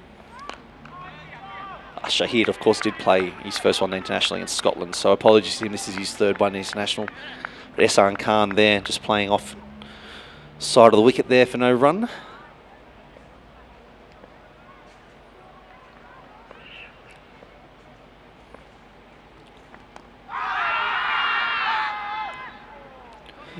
Big appeal there from PNG.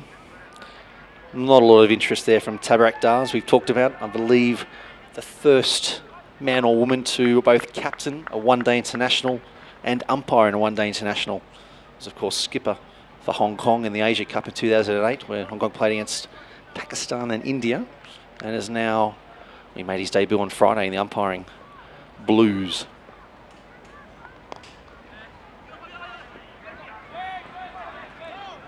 I think they want to hear you talk rather than me, Jazz. So I was just going to say that. I've just taken a couple of breaths, and every time you've come in there. I should have been taking the cues, really, shouldn't I? It's fine. No, I was just going to say, I think it is going to be interesting here how PNG do play it. with that limited bit of spin that is available, that's left over, as you say, with this pitch being flat, it's not really doing much here. And I think this is a time that we can really optimise on this opportunity. But this little single down the ground.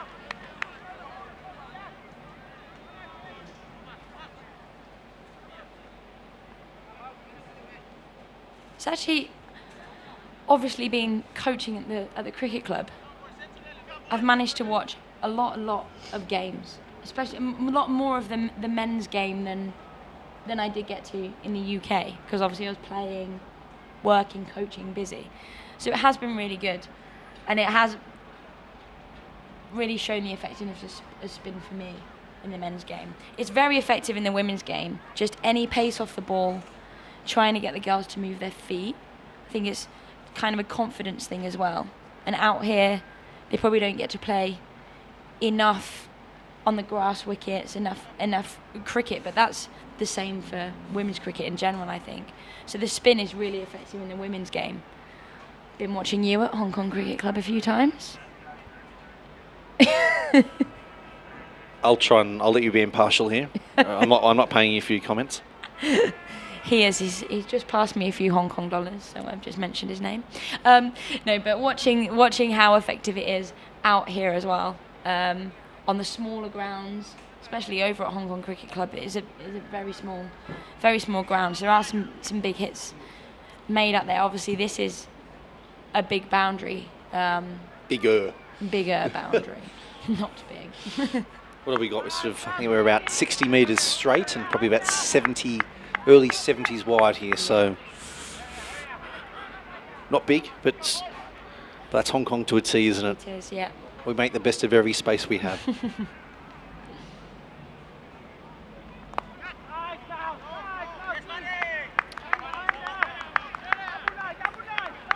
We'll see if they're looking for the big one there, just inside edge to short mid wickets. He's on 24 of 30 balls.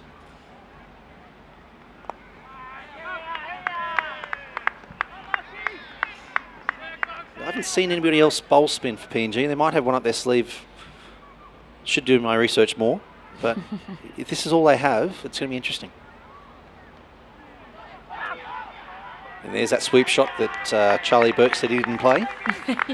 More of a paddle than a full-blooded sweep, but I'm just liking his poise at the crease. From the first moment he came in, we see him at that fall down the ground. He's just looked confident. Great to see a young player just playing freely and be able to execute all these skills. Oh, lovely little flick there over short fine leg for 4 runs. Just as we're talking about the talent of Shahid with Seif. What do we call that? It's a little paddle scoop. A little paddle scoop. A little paddle cambo scoop. For a 1 bounce 4. But no, I completely agree with what you're saying. For a young lad, for him to come out with that confidence and play his shots. Obviously, in a pressure situation, a one-day international, if it could take people into their shell. A little bit nervous, but he has been. Oh, that's turned a lot, and that'll be 5 wides, I think, running down there to the Lion Rock end of Tin Kwong Road. We're having this debate, actually. Are there official ends? No, but we've made them. Okay. We've made them.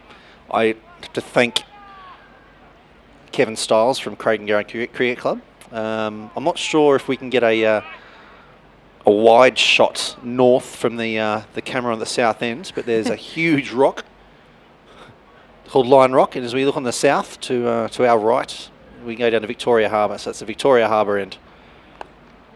It's Ina coming around the wicket. After that last one over the wicket, I believe, turned down the leg side for 5 wides. That's a good over for Hong Kong.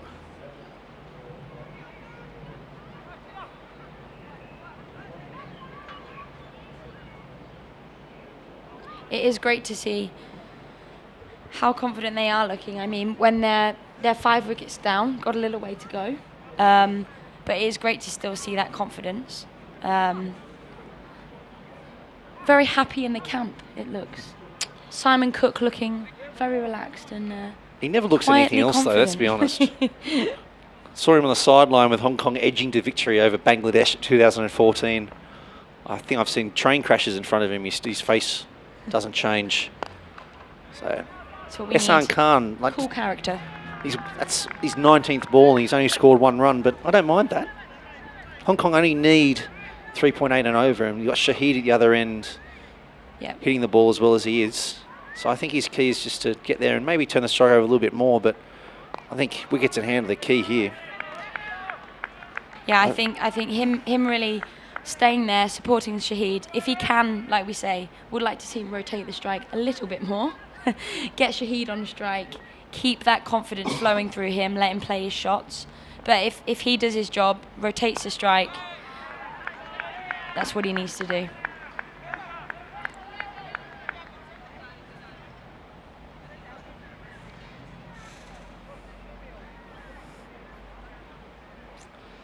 Yes, and Dr. Pratt, the Tim Cutler end, no, I don't think that will happen. But thank you for your input on YouTube chat there. Ehsan Khan on strike, just can't get that through the field. Hit that quite well, again, inside edge of the bat. Picked up by short, mid-wicket there. Asad Vala there. Imposing figure there.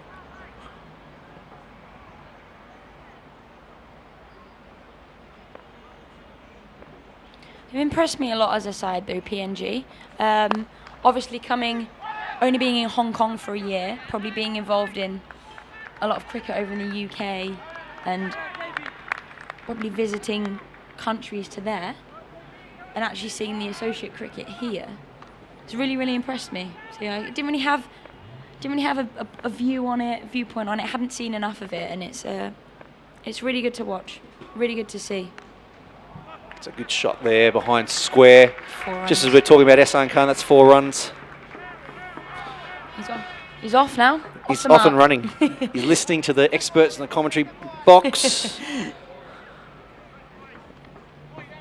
We'll get a replay of that shot if we can. Just picked that up really nicely. Sort of caught up with it well, didn't he, to hit it behind square. And thank you, Sean Hutton. Yes, indeed, Legasiaka does bowl leg spin, so thank you for that. And took 7 for against Namibia. This is why we keep the stream open.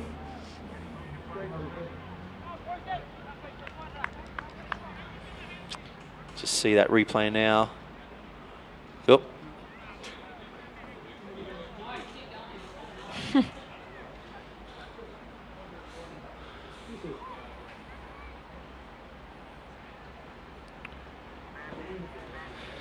So into the 30th over, 128 for 5. Sorry, Jazz. It's okay. What's their next thing coming up? Hong Kong after PNG? Flight to Nairobi in a couple of days for 2 very important ties in the World Cricket League Championship, as we've talked about previously on the stream. We'll just watch this ball. And look at that, great minds think alike. There we Sean go. Hutton, Tim Cutler, Jasmine Titmus, all about getting the spin on. After Kenya, the team goes down to Australia, play a couple of matches against the Sydney Thunder and Sydney Sixers, which would be amazing. Oh, just knocked that one past the diving fieldsman, and it's a single to Shahid Wasif, who moves on to 29. So that will be just before Christmas in December. And come next year, in the middle of February, we'll be lucky enough to host the Netherlands here in Hong Kong for the Intercontinental Cup and the World Cricket League Championship matches. The Netherlands are high up on that table, so that'll be a great series and a great rivalry over the years, and partnership really. We've played with them and against them for a long time. So that'll be February. Then we move into, of course, the Hong Kong T20 Blitz that made splash in the news this year when Michael Clark came to play for the Kowloon Cantons. We'll just watch this ball now. That was the sweep that didn't turn into a sweep.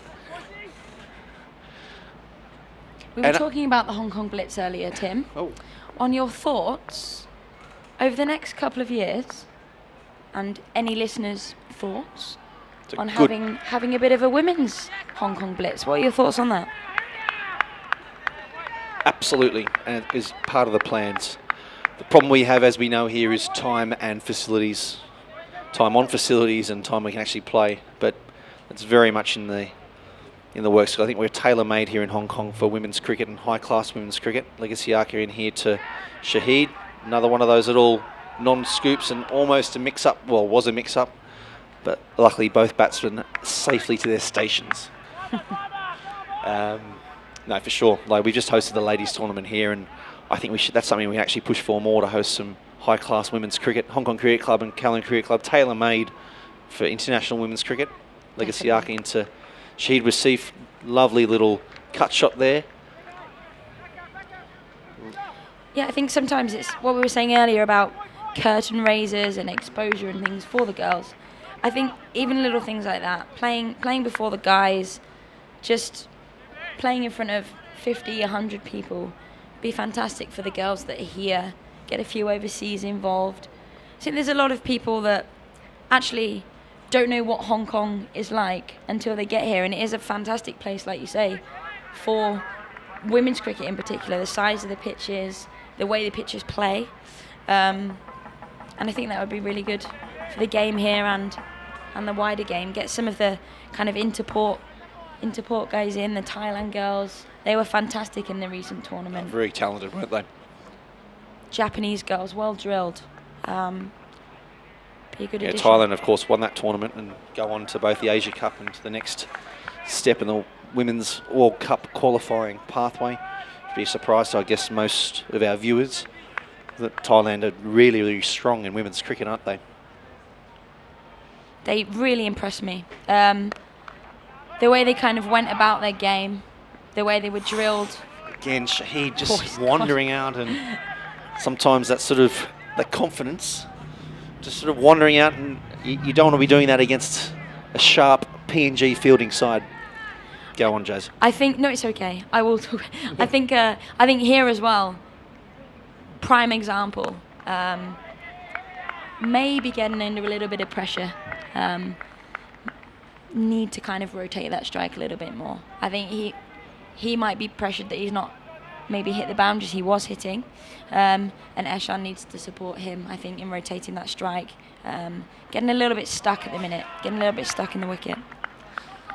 Yeah, and as we're saying, that the run rate, I'm not that concerned about the run rate. It's more just about the pressure, as we've seen the highest levels of cricket, that you put 4 or 5 dots together. Yep. It just puts a little bit pressure on the guy at the other end as well, the guy or girl, of course, that sort of then has a bit more on that batsman thinking they need to do something. Yep. And those sort of gaps. This lovely little flick off the toes there by Wasif, another single to him. That takes him to 30 off 40, 31 off 44 balls. Hong Kong 131 for 5 in the 31st over.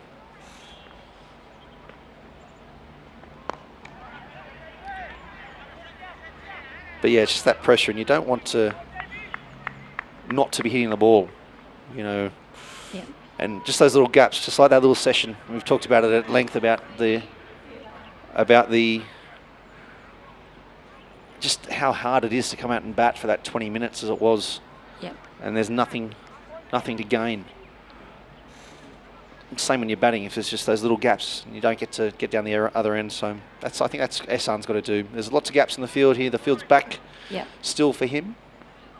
I think me as well. You probably agree as a player, if both of you are stuck at both ends, even if you're really confident and you've got that confidence and you want to get down there, it's so frustrating when you can't, and then that pressure does build for both of you. So I think it's really important here to just keep it simple. Have a little look at rotating.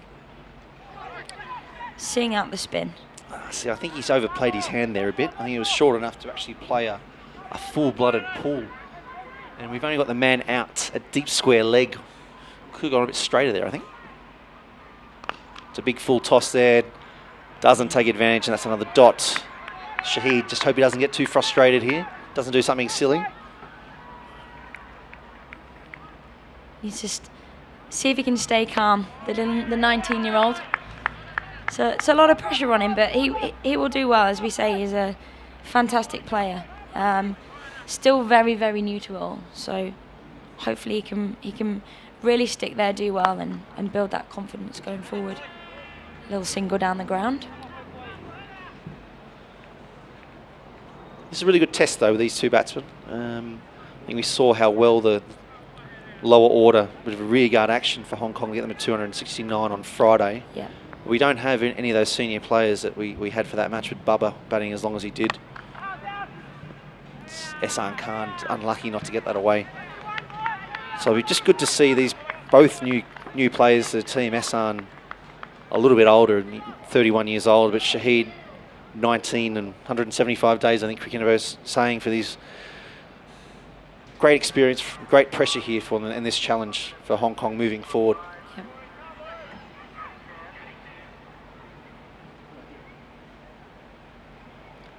Yeah, we had a girls' game this morning. We had a women's game this morning. Did you play? So I did play. How'd you go? Not so well today, Tim. Not so well today. I was on the losing side, but it was a club derby, so everyone's a winner for me as coach. And that is a great shot for no run. Hit that very crisply, a very nice sound here across Kwong Road Recreation Grounds. Hong Kong 133 for 5 in the 33rd. So when you say you didn't do well, Yeah, just what happened? well, I just Tell the people. didn't have a. I tried to play the famous sweep, bottom edged it onto the stumps. I was on about 6, so we didn't have a very good day today. Didn't have a very good day.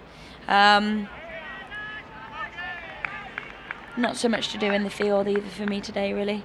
But as I say, player coach. Both teams were playing, so everyone was a winner. But no, it was a good game. Brought all the girls down Cricket to watch. was the winner. Is that what you're gonna Cricket get was to? the winner. There we go. So yes, all the girls are here watching. Really nice opportunity for them to watch some live international cricket. Something I think we can do more of. I don't think we maybe watch enough of the game, look at the tactics. John look what Reaver other here, people do under continuing with pressure. his right arm medium pace. Oh, Shahid looking to force that ball through the offside field, but can't get past that man at short cover. Sort of a short straight cover, sort of your standard sort of one-day angle, really, isn't it, Jazz? Yep. A little bit inside out there, wasn't he? Trying to hit it a bit hard, I think. Yeah, I think if he just sort of stay a little bit stiller and just stroked it, even just for the one down the ground. Just got to keep ticking over. No need to panic here, Shahid.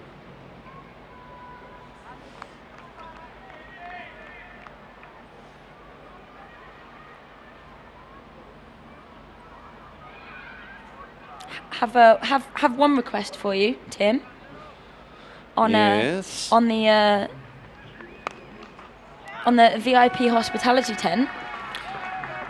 And that is a great shot. Square It's a great drive from shot. Shahid. If we can get another look at that, I hope. Just as we're talking about hitting in and out, inside out, he plays an amazing drive that, watching from us, we should skip around to the right-hand side at pace. Your request about the Well, VIP? it wasn't so much my request. We were just having a conversation about possibly there being a little bit of Prosecco in there. Tim, what was your thoughts on that? Duly noted. We are really well supported by Brokenwood Wines and Peroni. I will pass it on to Max, but it's a good point. I know you love your Prosecco. Yes. Well, I think if we're going to encourage the females to come down, it will Not just help females. proceedings. Get Prosecco and Aperol. Aperol spritz. That could be Also one a of my very good favourites. So option. it's not just the females. End of the over. Back to the cricket. Request noted. 33 overs gone. Hong Kong 137 for 5. Hong Kong now requiring 65 runs, 5 wickets in hand with 17 overs remaining. So that run rate just a tick under 4 required. Ehsan Khan 6 off 28 with a boundary. Shahid Wasif 36 off 55. The young man, 4 boundaries and 1 6 in this partnership that's yielded 39 runs in 12 overs. Norman Vanuatu. Ehsan Khan there just blocking into the offside. Earlier today, Hong Kong bowled out Papua New Guinea for 201. Standout performance there from Nadeem Ahmed, taking 3 wickets, and really well supported by Anshuman Rath and Azaz Khan. Anshuman Rath taking 3 for 28 off 10 overs, and Azaz 2 for 40 off his 8.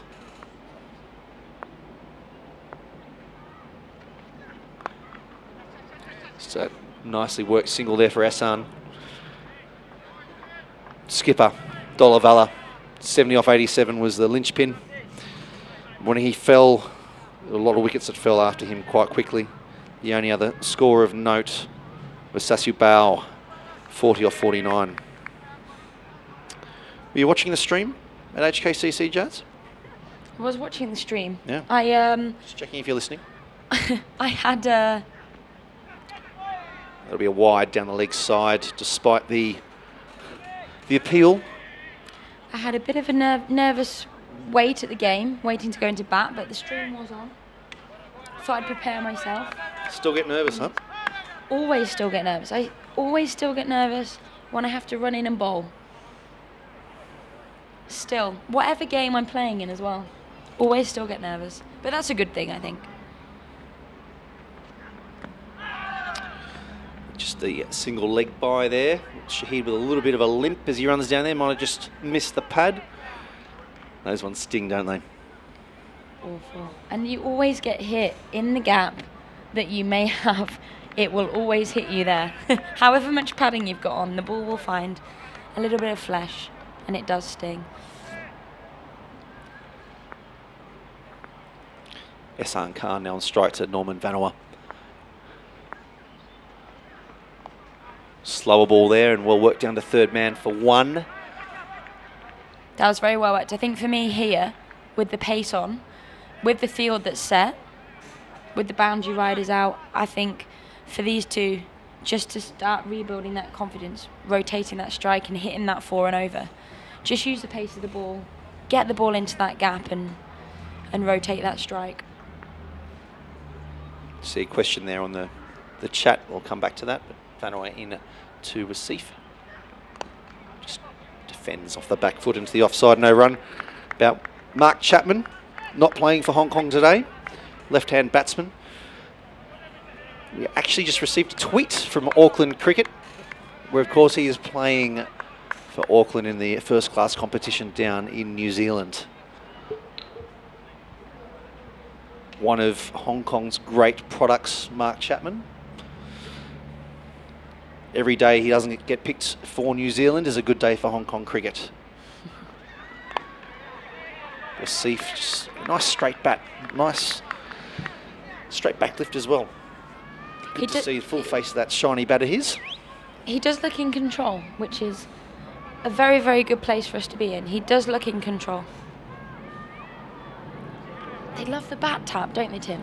They love a middle bat tap. We were talking about this with Charlie. Ryan Campbell, I think if there are things that he hates... I have had this conversation with Ryan Campbell about bat tapping. Yeah, it's just throwing bits of the commentary box around, Jazz. It's okay. Sorry. Yeah. It's like, as soon as I start talking about it, I feel old. Yeah, it's like it's something the kids do, and then you realise you're no longer a kid. I've noticed it as a... There's the glove pump.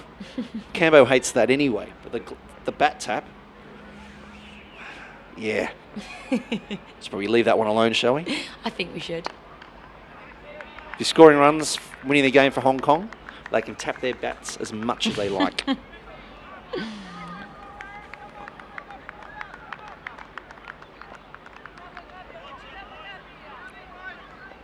Reaver continuing here with his medium pace. What's the plan here? Is he just trying to tie it up? I don't know, with mid-off is up, but mid-on's back. Nicely worked there. Yeah. By Ehsan into the leg side.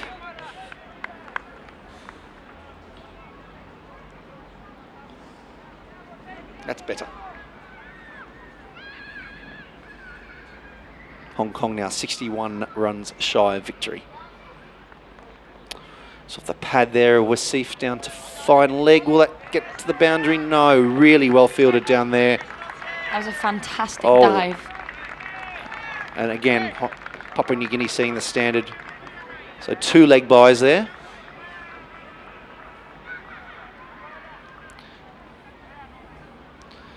John Reaver in his 6th over. He's a none for 21 at the moment.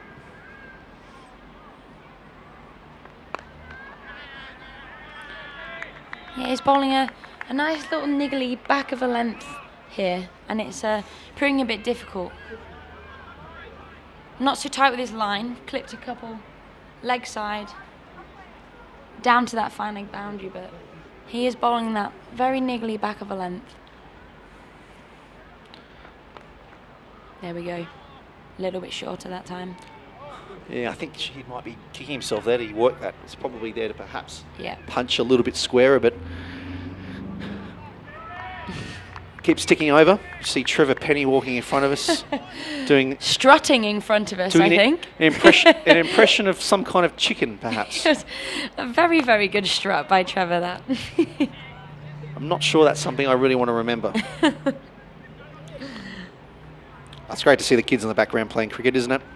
The kids over there in the nets, and even behind the private boxes over to the southwest of the ground, we've got a game of impromptu cricket being played. Even after the match on Friday, I even went over and faced 5 balls and got out twice.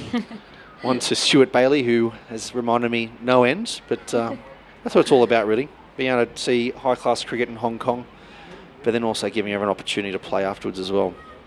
It's very easy to forget what that felt like when we were kids, before you started training and playing, but it's just great to see that pure joy.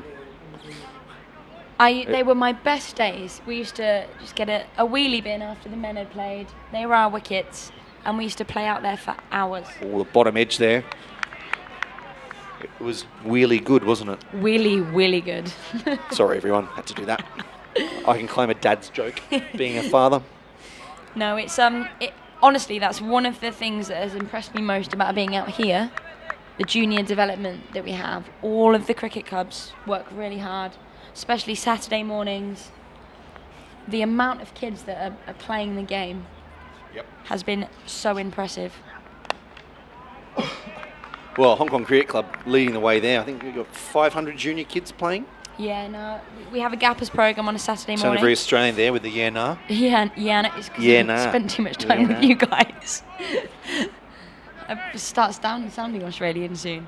The gappers program Can't that be we all have bad. on a Saturday morning is over 500 kids. We've had to move a little bit of it to a Wednesday afternoon to accommodate. Wow. Just so we're really providing that strong coaching, but it's really good for the development of the game, and it's really impressed me. Yeah, we had Mark Wright, the sports development manager and ex-Hong Kong player and coach, of course, during the World Cup qualifiers in 2014 when Hong Kong were just 1 win away from making the 2015 World Cup. Talk about all the great work that's done by the Hong Kong Cricket Club, especially with Hock Shan School, and if you remind me the name of the orphanage as well that you do all that work with, it's amazing to see. Oh, they're playing a miss on the slower ball, and a rare error there. We'll give up a bye. It's good to hear, actually, even me to hear, that cricket isn't just this sport played by a bunch of adults on a field, that it really is deep into the community here in Hong Kong and does a lot of good. What we see here are the cream of the crop, but it is making a difference in the Hong Kong community. It is, and you just mentioned Hock Shan School there, who are one of our long-standing collaborations. They actually have a team dedicated into our under-11s. So Scott McKechnie, I know he was... Yeah, he led off on Friday, and he would be here if he hadn't have booked a boat trip today on a one-day international. But I'm sure he is listening if I know Scott as well as I do. Shout out to Scotty. But I can only imagine how small the shorts are that he's wearing right now. Booking a boat trip during the second one-day international between Hong Kong and PNG. Yes. He was good on the microphone. Sorry, I will let you talk, I promise. No, but he puts so much work into our Gappers program, and he looks after that under-11s program. We have 10 playing under-11s teams, which for any cricket club, I feel, is a fantastic achievement. And as we say, Hock Shan have a dedicated Chinese team. Great. and they've really enjoyed playing. So they come How's your along. Cantonese on a coming along? sponsorship. Not so. I'm trying. Not so good. I know the basics if I'm in a taxi. Yep. But What are the apart basics? from Lido. That means here, I think. Yeah, stop here. Yeah. Bassy Jam. That's bus stop. I feel my pronunciation is not ideal, but It's developing. yes, it's developing. You got Chad Soper back in the attack. I think. Little single there, down to fine I think leg. that's Soper, isn't it? Yeah. Just run with Soper until I'm corrected. Yeah, so bus stop and stop. Yes. Mm. Junjaw, left and right, right and left. Still actually not quite. Junjaw left, something like that. Just point. Yeah. How about Joe-san, good morning. Good morning. That's always a good one. How about, possible run out or direct hit Just would have been safe. very, very close. Great fielding there again, and his teammates go to congratulate him. Just backing up again a little bit too much. If you're going to do it against any team, you don't want to do it. It's PNG. How about getting up to Hong Kong Cricket Club when you get in the cab? What do you say? Hong Kong Cricket Club. Do you get the blank Most looks of that I the get? time.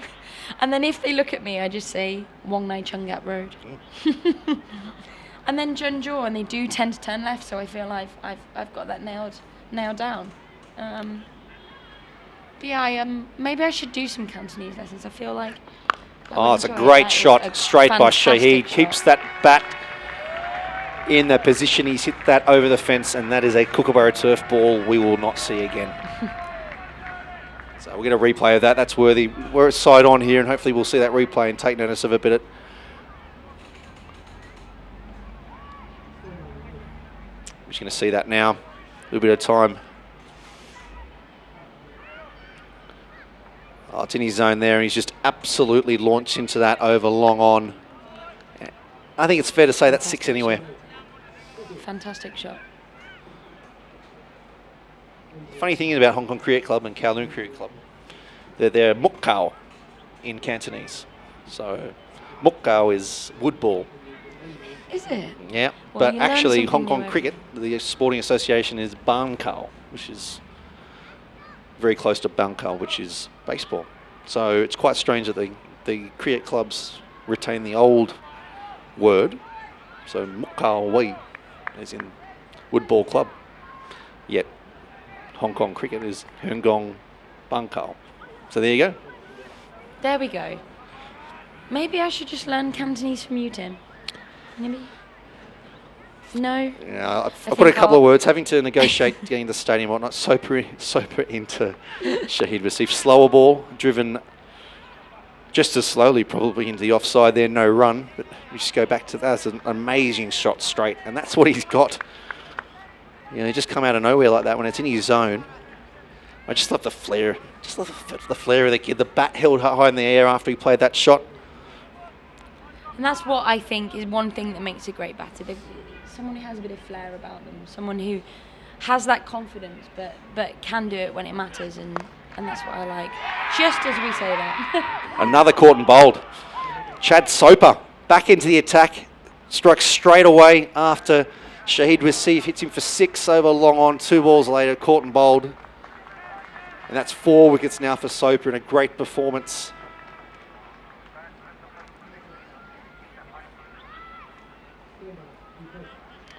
We get that replay up now to see. Not too often you get 2 caught and bowled in one match, Jazz. Not too often. Oh, just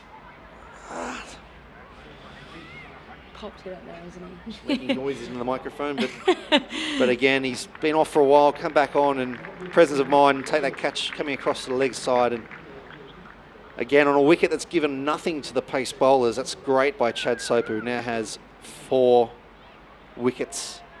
That's the 5th ball of 36 over, and Chad Soper 6.5 overs, 1 made and 4 for 29. Now we're talking about the effect that the spinners were going to have on the game. But geez, I think Chad Soper's just changed everything. Comes the crease, former captain Tanvir Avsal crucial partnership between himself and Bubba Hyde on Friday. Can he be the man for Hong Kong again? We know how hard he can hit it. We know how long he can hit it, but Hong Kong need to be at the crease for another 48 runs. What do you think his game plan is here, Tim? If you were Tanvir now, If I was Tanvir, what's he thinking? he has one game plan consistently, and I think we'll see it. If it's in his Good. zone, he's going to go. He's not a nerdler. He's Chad Soper to Tanvir Afzal's first ball. It's a characteristic of a lot of the Hong Kong batsmen, is just amazing hands that come through so quickly. Yep. They look like they're not going to hit it, and then whip, through comes the bat, and we saw Tanvir Afzal take 30 off and over here in a T20I against Scotland earlier in the year during the Braidwood Cup. 30 would be good here at the moment. Yep, it would be. Yeah, speaking of the quick hands and getting your hands through the ball, I've spent a lot of time with Nizkat. He's obviously up at Hong Kong Cricket Club as well. Speaking to him, talking about his game, he's really worked on that bat speed, those quick hands coming through the ball, which is obviously something that's really helped him, and for me it's something that's Norman Vanuatu. really important for a batsman to work on. That's a wide down the leg side there.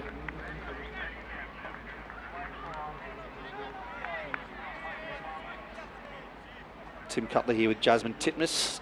Jasmine, head ladies coach at Hong Kong Cricket Club, former Lancashire captain. And I bowl pies. Bit of speculation there on the chat and the YouTube stream about who's going to win this game. You see Norman Vanuatu come into Ehsan Khan. No run there to point. In the balance, I think, at the moment. I think with that wicket, Yep. although it's only just under 50 runs for Hong Kong to win, as we've seen in these two ODIs, almost two ODIs, the wickets seem to come quickly. Yeah. So I think, well, the equation's simple. I think if Hong Kong don't lose wickets, they win the game.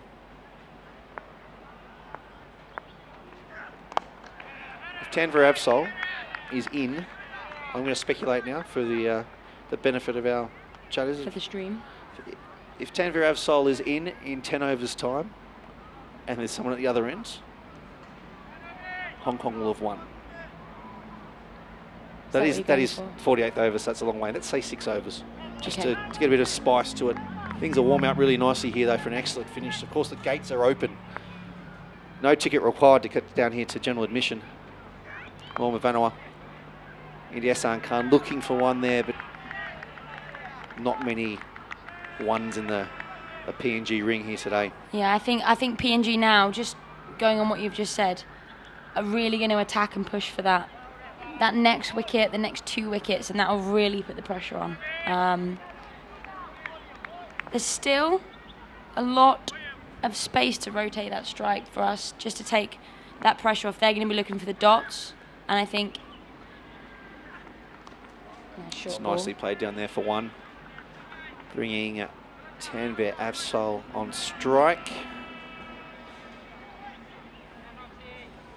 And then, just what I was going to say, looking at those gaps still, if Ashan especially can just use that pace, get Tanvir on strike, like you said, if he's still there in the next few overs, no wickets lost, then we could be onto a Hong Kong win.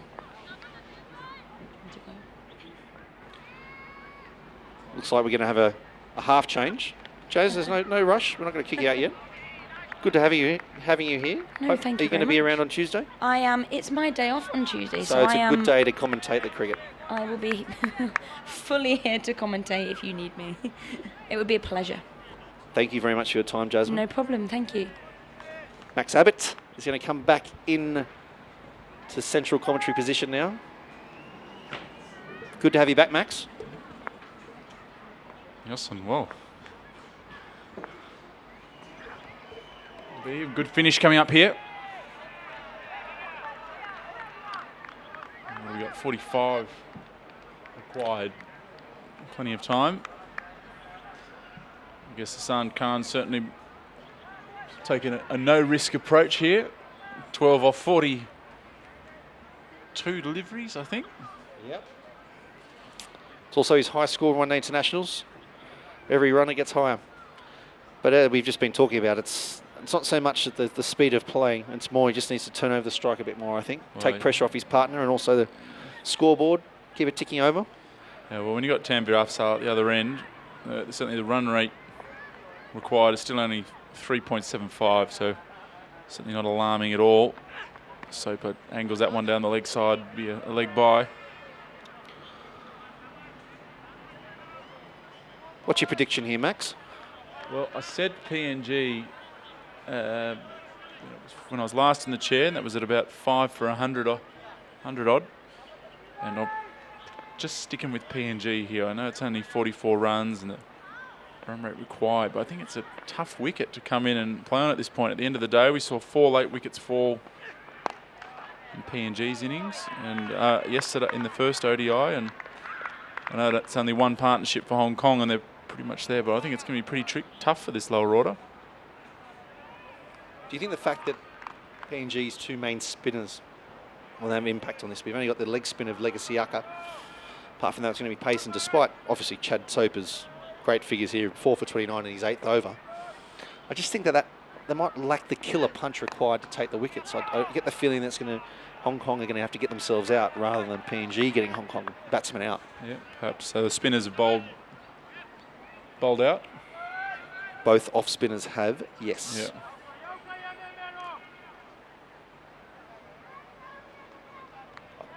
Stand corrected there. Ruadai has 3 overs left. Cricinfo was obviously still updating. I'll blame that. But Got to take I think that's responsibility. I always do. There's a cutter. And that's a great shot by Ehsan Khan, breaking the shackles there with a lofted cover drive, 4 runs. Yeah, I good think shot. those 3 overs from Dye, 4 overs. They've got to get him on now, I would have thought. It's one of those He ones, was really turning the ball one. sharply. Yeah, I don't think you don't want to save time. They're not going to restrict. They need the 4 wickets. So Dye's got 3 overs left. Vanoa has 4. Soper has 2 after this. Johnny Reeves bowled 6 and Legacy Aka's bowled 2. But yeah, they're 3 key overs. I think it's got to be. Got to get the spinner on. He's been there. Well, he took 3 wickets in the first ODI. He's taken 1 today and could have had more. He's got to come on for Papua New Guinea. Ehsan Khan well set now. Still Azaz Khan was well to come, who made 44 in the first ODI. So a bit of batting left. And Kyle Christie, who's making his debut, he'll probably come in at number 10, but from what I've been told, certainly no mug.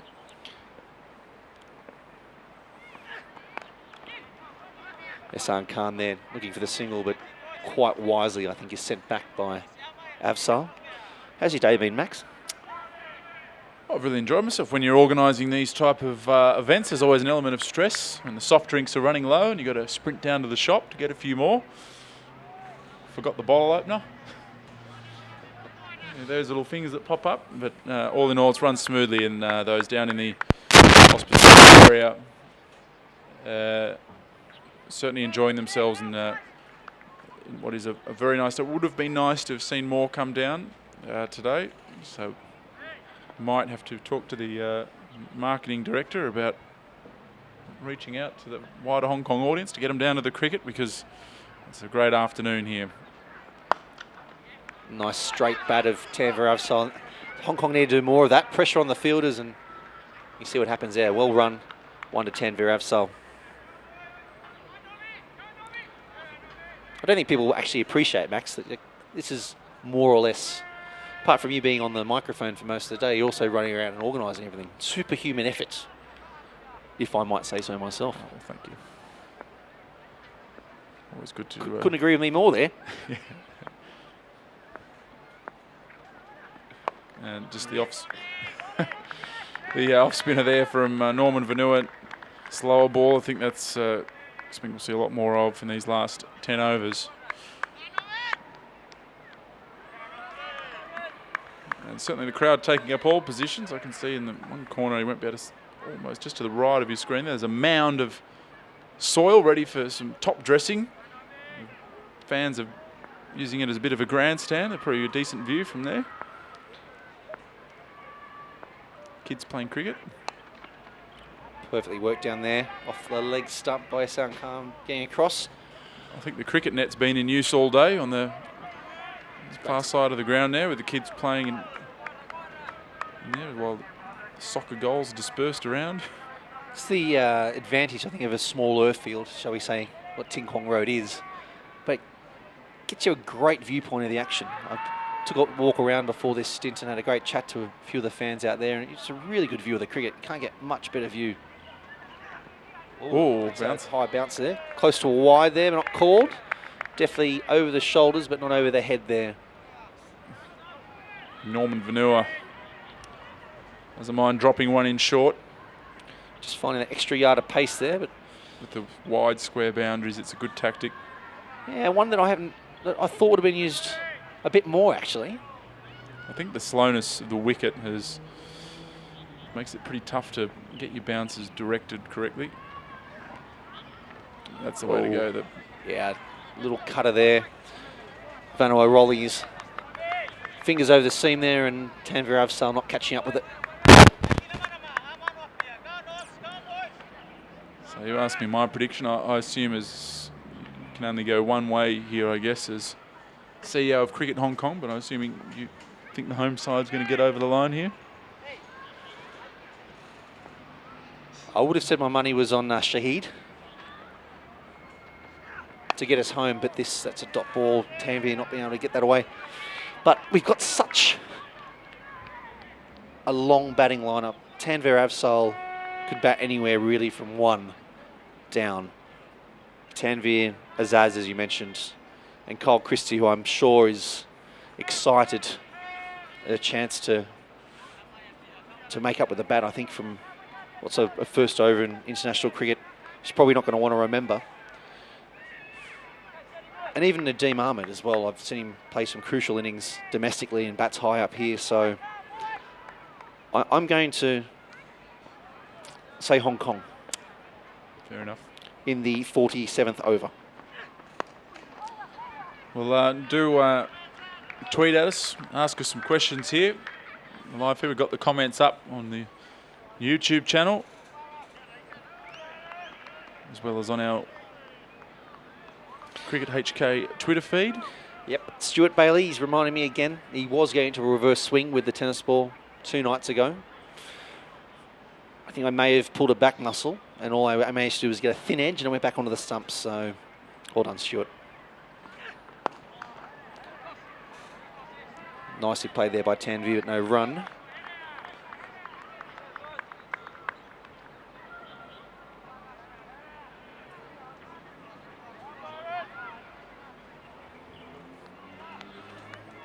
Cricket is the winner, John James.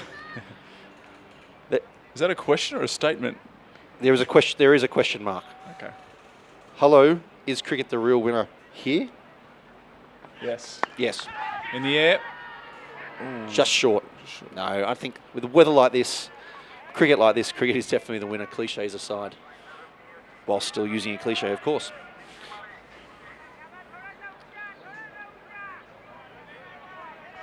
What's been your highlight of these one-day internationals up until now, Max? Ooh, tough question. I still got to say that let's watch this delivery from Chad Soper. Oh, that could be it right there. That is Tanvir Avsal, huge 6. Just as we've been talking about earlier about his 30 runs against Scotland earlier this year, that has gone further than any shot we've seen. Well, there's my highlight right there. Tim, that was a great shot. I love watching Tanvir Avsal, but I enjoyed his innings on Friday. And a timely reminder there of the power that he's got. Didn't that sound good? Didn't that sound good coming off the bat? We're in a glass box here and we can still hear it. It's just the cutter. And It's just absolutely... Look at... I'm trying to think of an appropriate word. The sun shining on the mountains in the background there. What a sight, with the ball flying out of Kwong Recreation Ground. I think they might have had to get a new ball out there because... I think that new ball got thrown out there pretty quickly because that one wasn't coming back. Tape $3 to that one. It's going over the Harbour Bridge. I mean, the tolls are a bit more than that in Hong Kong, Tim. Good question, Rahul. A lot of work goes on with local development, with the Hong Kong Dragons off playing in the East Asia Cup. We can talk a little bit more about that later. Leg buys, I think that will be just the one.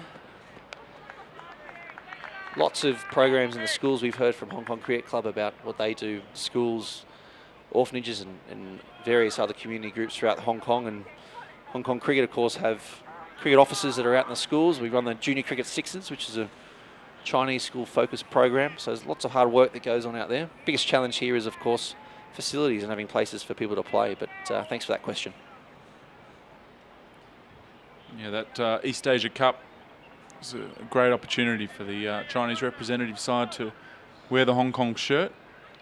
Getting a win today against China, I'm sure that would have been a satisfying one for those in that side. Yeah, skipper Damien Lee, I'm sure you can see the anguish in his face. I think they got bowled out for 34 the day before. Nobody wants that to happen, so it's good to see the Dragons come back. As we mentioned, Mark Chapman playing first-class cricket today in Auckland while he's not here, and Ming's actually there playing for the Dragons. So all of Hong Kong stars are in action, just in various teams at the moment. Of course, we'd love to have Mark Chapman here. And like I said, every day that New Zealand doesn't pick him is a good day for Hong Kong cricket.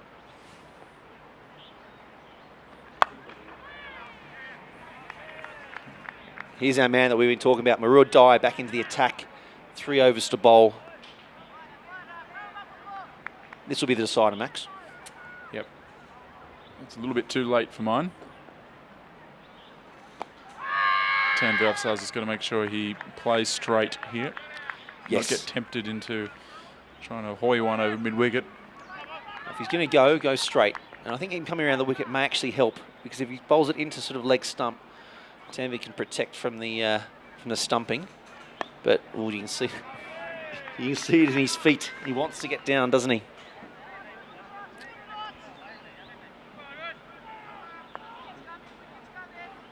There's no need to do anything silly here.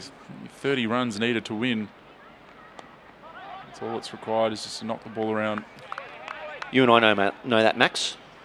I think Tanvir wants to deal in sixes, though.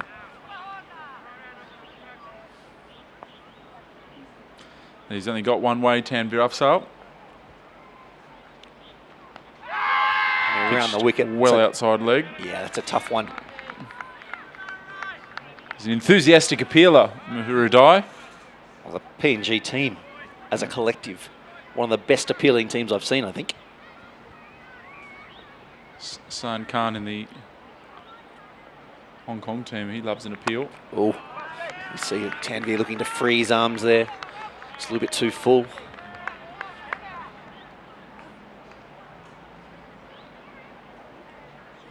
Well, Rahul, questions keep coming. Mark Chapman is contracted, but only on a support contract when need be, because he's contracted full-time with Auckland. And keep close touch with Mark and his development. Great relationship between Cricket Hong Kong and Auckland Cricket.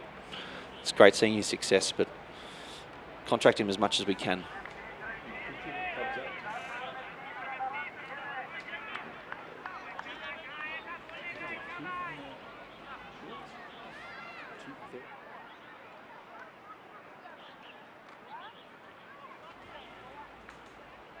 Great to see the kids piling in after their matches today.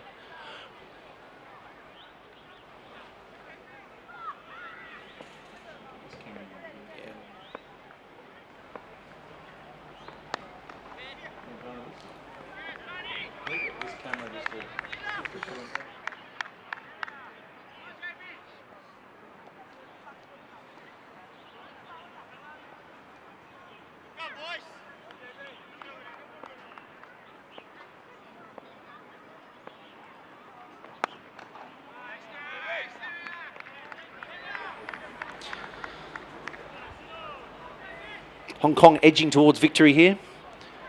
172 for 6, needing 202 for victory. 48 balls remaining, 30 runs. A few kids there. See the smiles on the face. And great to see. That's what it's all about, isn't it, Max? Oh. Everyone's got to have a good time, Tim. Oh, it's up in the air. I think that's just going to be Fielder's safe. coming in and Oh, unbelievable. just dropping in between two fielders. The skipper getting back as quick as he could. Well placed, That you man, could Marua say. Dai, coming in from long on. Obviously, strategically put down there, considering he's bowling from the other end. Just wasn't able to come in. And that's one run in the end to Ehsan Khan, who moves on to 18. And there's Tanvir Afzal playing the way that Tanvir Afzal plays.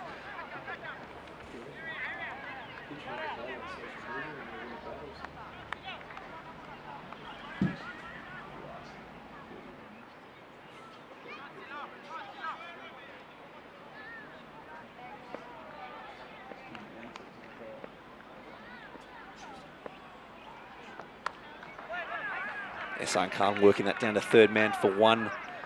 Fans of Hong Kong happy to see that, just turning over the strike.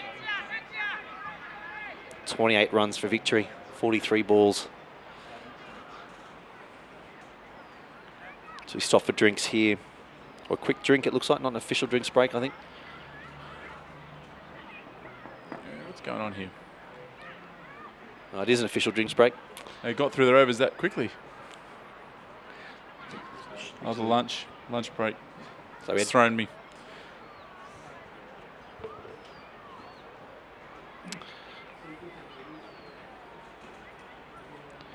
So just recapping earlier today, Papua New Guinea were bowled out for 201. Nadeem Ahmed taking 4 wickets. Anshuman Rath, his left arm orthodox spin, taking 3. And vice-captain Azaz Khan taking 2. Papua New Guinea skipper Asad Vala top scored on 71. And a very short session before lunch. Hong Kong lost 2 wickets, including the key scalp of skipper Bubba Hyatt. But since then, we've seen a nice little knock from Shahid Wasif, who was out caught and bowled. Chad Soper's second caught and bowled. He was out for 45 off 69 balls. And other scores of Nazakat Khan, 33, and Jamie Atkinson returning back on the side, including a huge square drive that went across Kwong Road. He was out for 23. Chad Soper, pick of the bowlers by a long, long way, 4 for 40 off his 9 overs. And a single each to skipper Asad Vala and Marua Dai.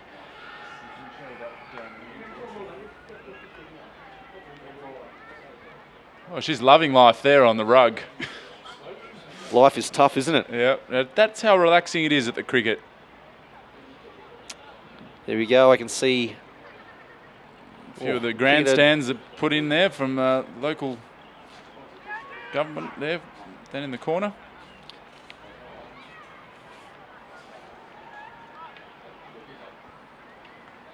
Good to see them enjoying themselves here. So, Max, have you changed your prediction yet? Are you still on PNG? I'm starting to shift to Hong Kong now. I'm not a stubborn person, Tim, so I'm happy to change teams. Of course, if a wicket falls, I'll be straight back to Papua New Guinea. But I think right now with 27, 28 runs, given Hong Kong are 111 for 6, the last game still got a couple of batters in the shed.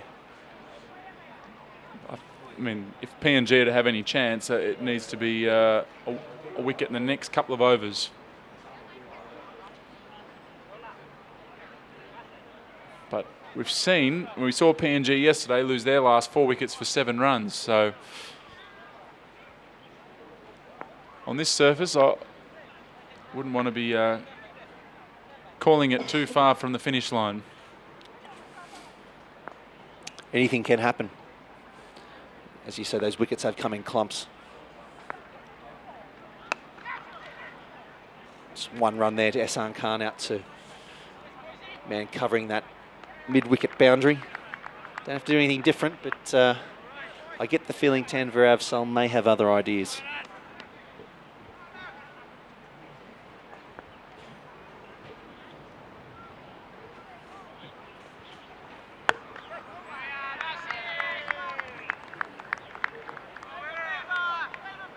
Sean Hutton's been very active in the comments box. Real Barramundis fan, I think. He's followed us all day. Good shot there, but for no run. Just hope he doesn't get frustrated here from a Hong Kong point of view. No need to do anything silly.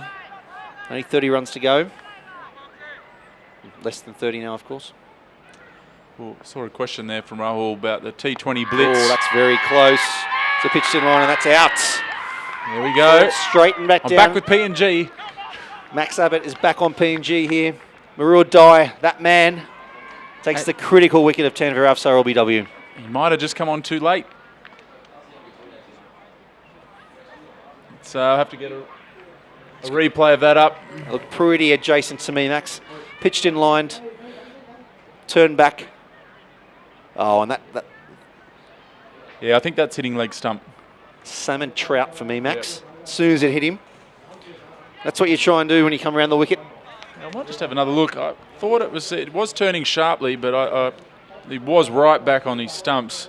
Ball didn't have a long way to travel. If we just put on ball tracker, I think that's out, Max. That's hitting middle and leg. Oh, not middle and leg. It's not hitting any of middle, but I think it's...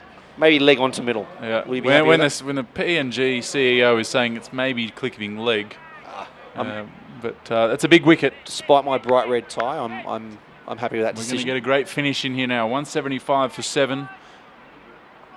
27 runs required still for Hong Kong. Should have stuck my guns before and talked me out of it. But having said that, I think Hong Kong, if you Take have responsibility, still- Max. Take that's it, responsibility for your own decisions. still slightly ahead, I guess, but it's really at a stage now where both teams are going to be in it right up to the finish.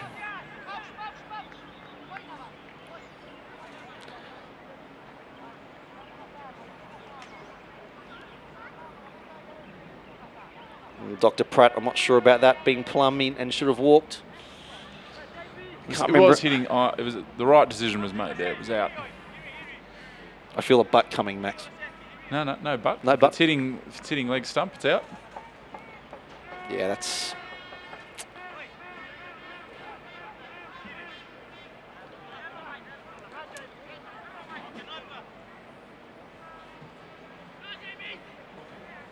So Johnny Reaver comes on for his 8th over. He's gone for 27. Right down to the wire here. It's in Kwong Road.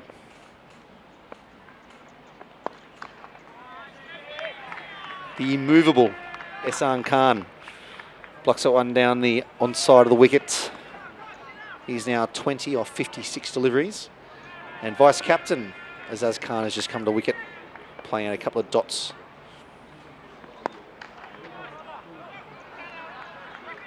Single to Ehsan Khan down to long on there. Bringing Azaz Khan.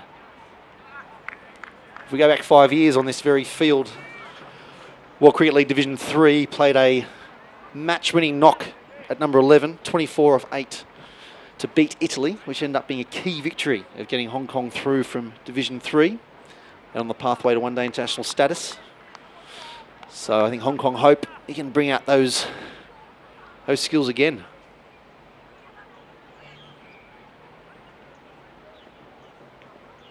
You're a walking encyclopedia, Tim. Oh, could be a run out for a direct hit. Oh, he was miles out. Basically gave up there, didn't even slide the bat.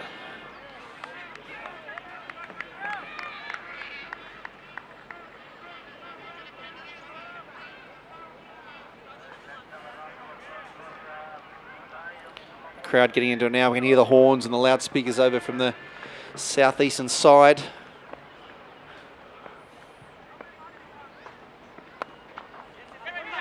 Oh, tight again. Oh, that's very, very close. No, Very, very close, but not out. Right on the line here in the commentary box, and I think he was home by a foot there. So notice the umpires are still standing to the side of the crease line, even though we don't have the TV replays, Max. Yep.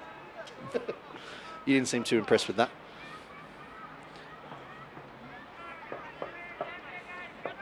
Well, he made the right decision there.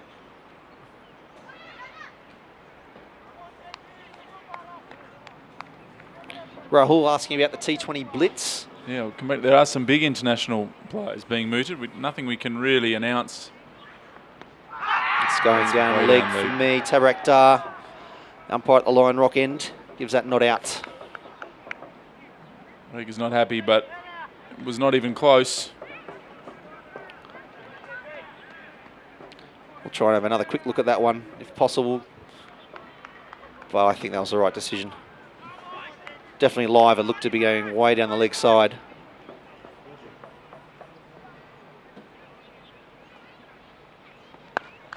Zaz Khan there, playing it down the wicket on the offside. Yeah, we're just trying to look at that previous LBW shout now that it's the end of the over. So, look down leg and I think that's hitting outside leg and way going down leg. leg. Very, very enthusiastic.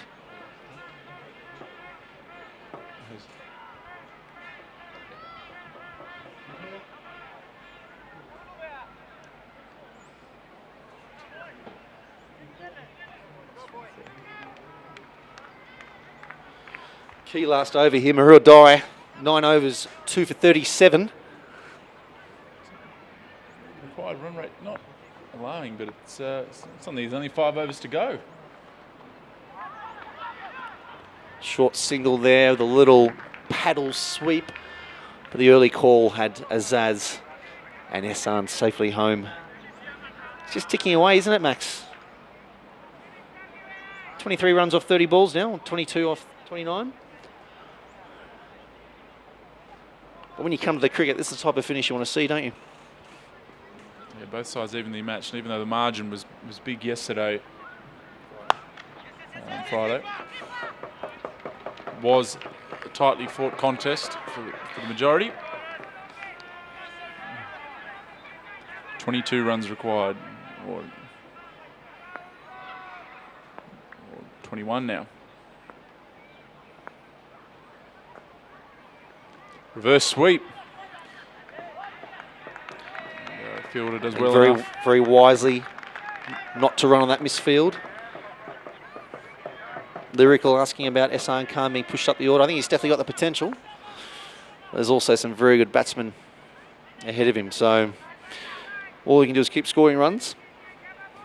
But he's definitely an all-rounder, as good with a bat as he is with a ball.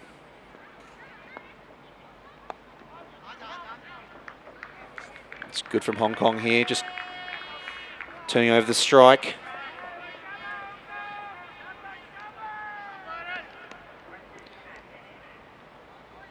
Ehsan moves on to 25 off 62.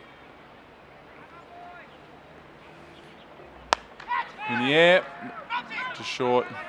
Slide your bat, Azaz. Very casual. Again, the full ball there wasn't taken advantage of. Dai with 2 balls left in his spell of 10.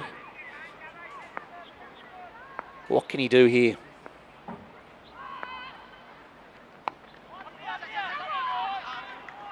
Oh, Zaz was slow out of the blocks there, but so was that cover fielder. Susi Bao, I think, there in 34 with that fielding. Good pressure here from Hong Kong. I think the PNG fielders were probably being able to just sort of edge back to the circle before this, but now that they're picking up those singles, you just see them creeping in a little bit. So creating a lot more space there if they are looking at going a little bit more expansive over that infield. So just the 17 runs required now, 4 overs.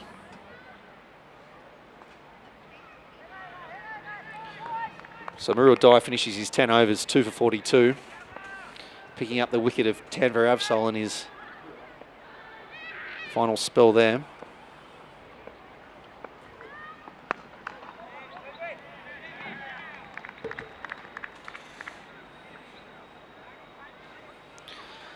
John Reaver continuing here in his 9th over. He's gone for 30.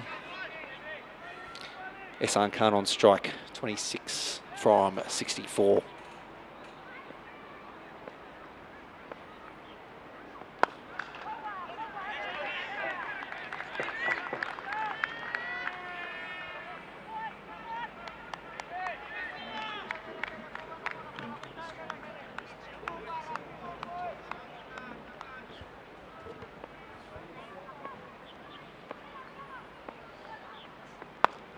Or takes a risk and it's down the ground. It's going to be fielded, just the one run.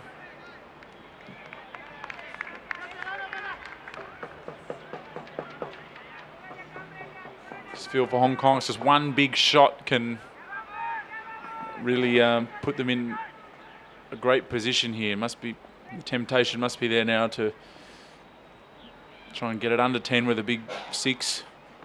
It's going down leg. Mix up. A little bit of panic. This is certainly getting a bit tight now. 185 for 7.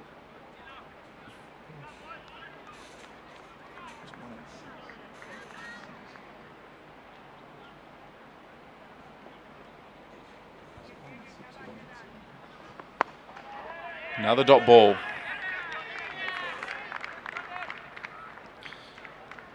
So all of a sudden it's close to 6 and over. And with only three wickets in hand, pressure's on. Great over here from Reaver. Just the one run off 4 balls. Zaz has got to stop hitting it back to the bowler. In fact, that's the end of the over. Just one run off it. Hong Kong still needing 17 runs off the last 3 overs. That's John Reaver's 9 overs gone. He's gone for 31. That's a very good over there. Who is PNG going to bowl from the Victoria Harbour end? That's the question. We've got the leg spin of Legasiaka. He's only been used sparingly. Who do you go to here, Max? Well, they've got to go to Chad Soper. I think he's got 4 wickets. Still got a couple up his sleeve. Looks like Dye wants another over, but he's had his 10. Soper, 9 overs, 4 for 40. Are they saving him for the last one? Is it going to get that far? Norman Vanoa's got 3 left. John Reaver from the other end, he's got 2. And as I said, Legasiaka's just bowled 2 overs. Chad Soper. Here comes Chad Soper with 1 over to go in his allotment of 10. I can't help but feel that Hong Kong just missed a trick in that last over by hitting the ball straight back to the bowler. It's pretty much the place you don't hit the ball when you're just looking to knock the ball around for ones. You've just got to try and use your hands to. There's plenty of gaps in the field. It's only 5 dot balls and pressure's on. I'm a bit nervous now, Max. Still on PNG? Oh, I've changed so many times. Are you backing the Barramundis? I don't deserve to make another prediction. You're backing the Barramundis or you're backing the I'm Bahoonias? stuck with the Barramundis, I think. Oh, leg by. Keeper up now. I think this is the first time Soper has had the keeper up, so whether that plays in his mind at all and those balls down leg side. But 1 leg by. Hong Kong 16 required. Was PNG playing to stay in the series here as well after Hong Kong won the first ODI.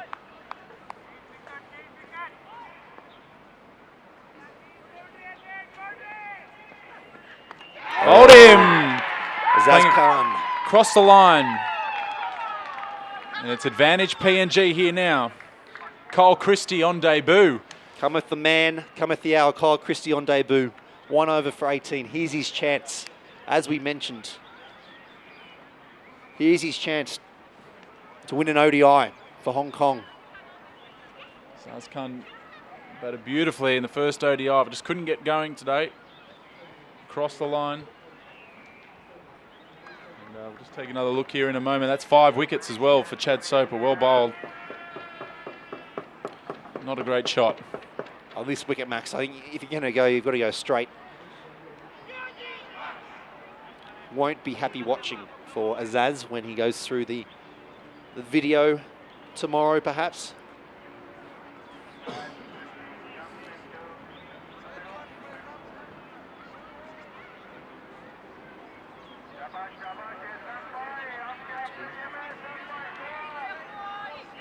Crowd really getting behind Hong Kong here. Let's hope that hometown support can bring them home.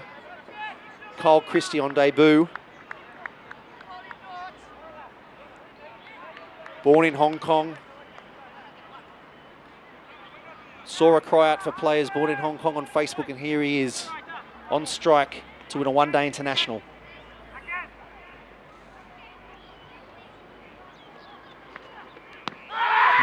Going down legs. It's going down leg. I think that Max, you're on the money there.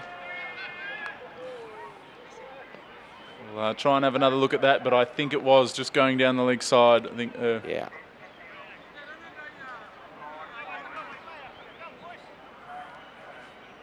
Greg Campbell coming around here looking for the replay.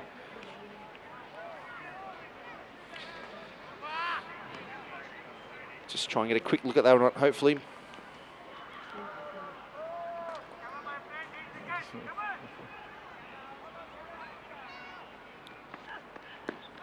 It's high there again. Christie looking to get off the mark. His ODI career. Looking to play straight here.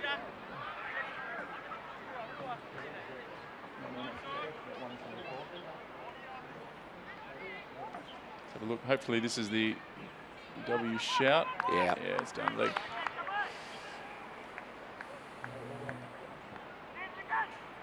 Soap into Christie. Bowled him to 6 for Chad Soper. And Kyle Christie playing across the line as well. And he's on his way for naught. PNG just 1 wicket away from victory.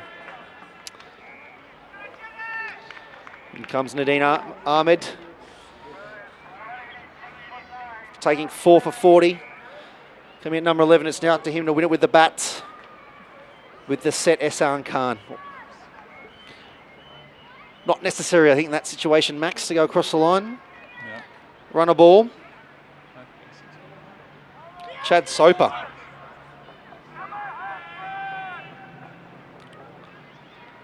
Dean Ahmed still can hold the bat, but poor batting really from Hong Kong here the last couple of overs.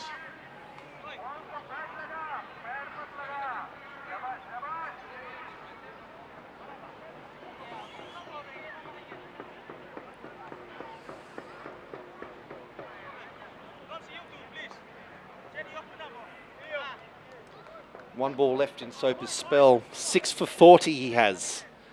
What a performance. And only his second one-day international. I think you just got to block this one out here and leave it to the last couple. Have Ehsan on strike next over.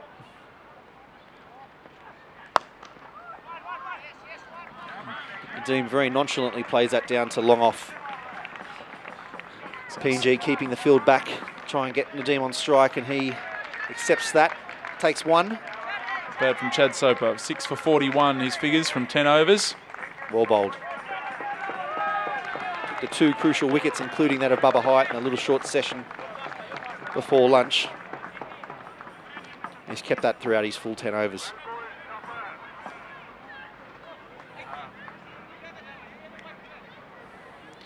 Johnny Reaver to continue in his last over of his spell. Well, the last over from this end. From this end, you're right.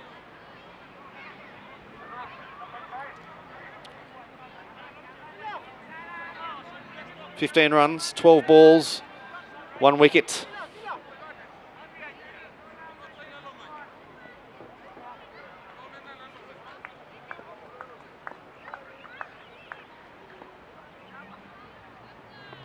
Bowled him, it's all over. PNG win by 14 runs. A late collapse from Hong Kong, and aren't they delighted? Great performance there from PNG, defending what we thought was a little blow par, score of 201. Hong Kong have been bowled out for 187. And hitting the stumps towards the end of the innings there. Those last 3 batsmen all guilty. That ball keeping low near the end of the day, just like we saw in the first ODI. And the series is now square at 1-1. It's going to be a big Tuesday series decider. Weather looks good.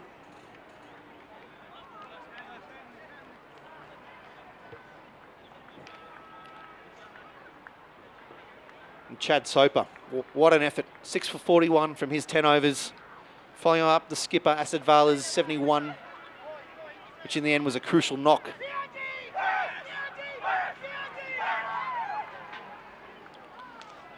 I'd say a stunned crowd watching. His last 4 wickets fell very quickly.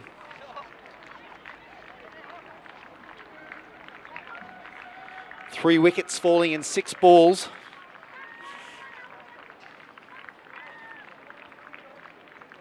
PNG successful in this second one-day international.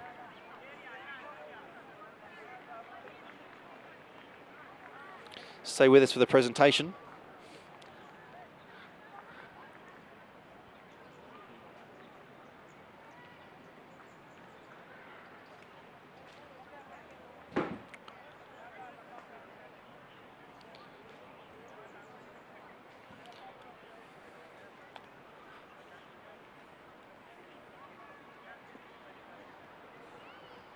Great performance there from PNG to pull that back.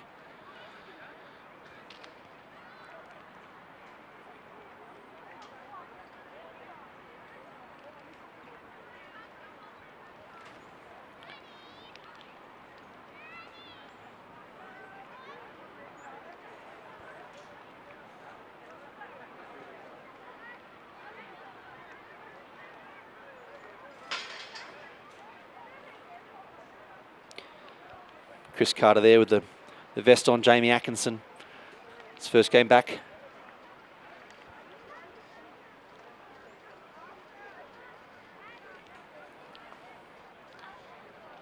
PNG did very, very well there. 201. Probably thinking though 30 to 40 short of par.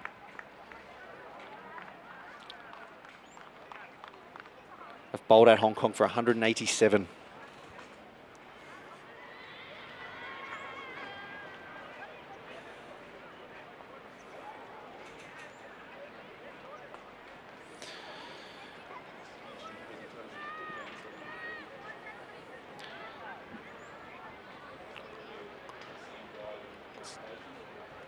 So we'll now get things arranged for the presentation, but thank you very much for watching the stream. Great to have your company. Stay with us for the presentation of Man of the Match. I'm not sure it's going to be the most difficult pick.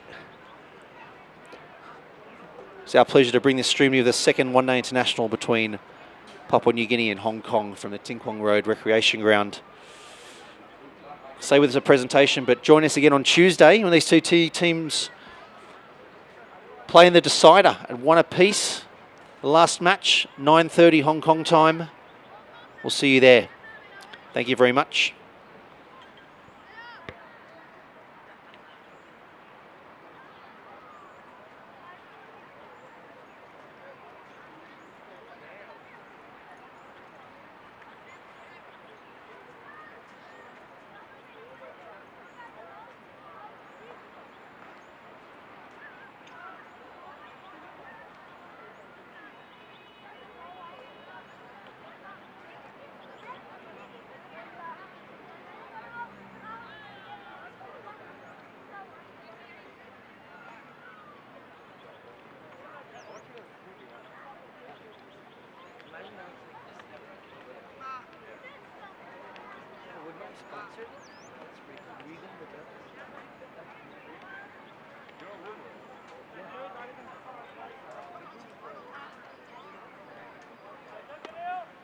Danny! Danny!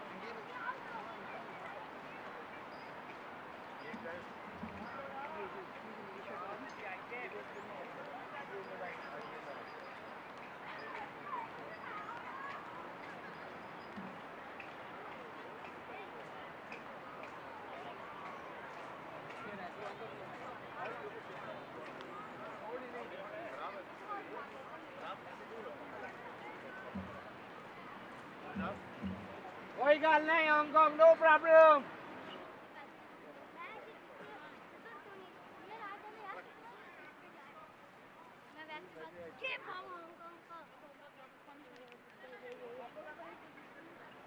भाई जब bubble out होता है ना तब out होता है ना भाई बाबा बबल आउट हो यार दूसरा बंदा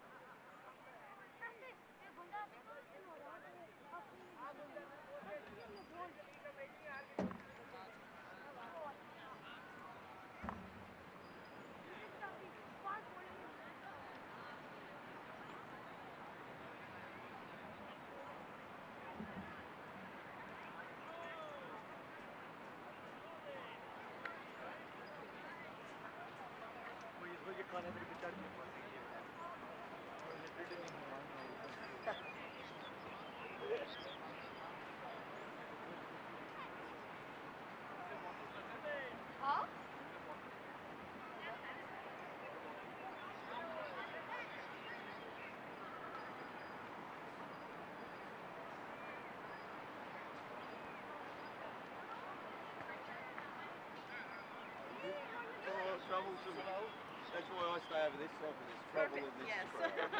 Trouble. It's good commentary. Yes, we heard you. I can get in early, so that would be all right.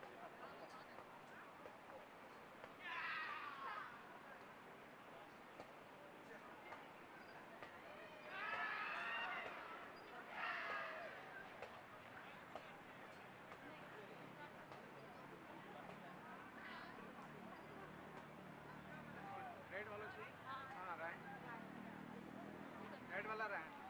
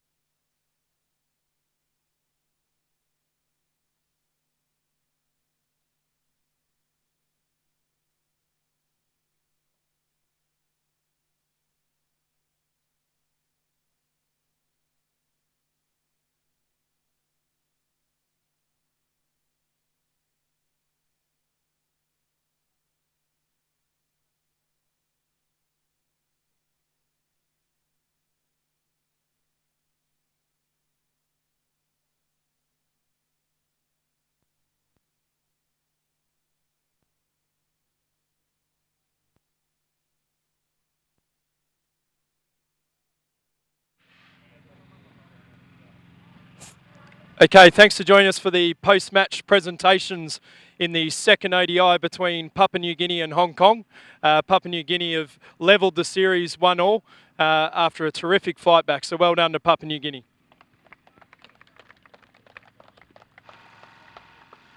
Some excellent performances today from both sides.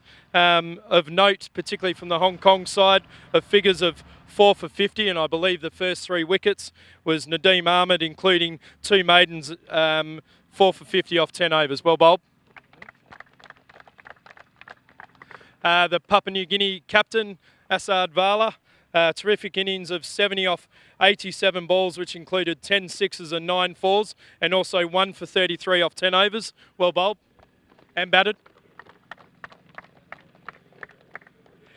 And man of the match, and I'll ask our President of Cricket Hong Kong, Mr. Rodney Miles, to present the man of the match trophy of figures of 6 for 41, including 1 maiden, to Chad Soper.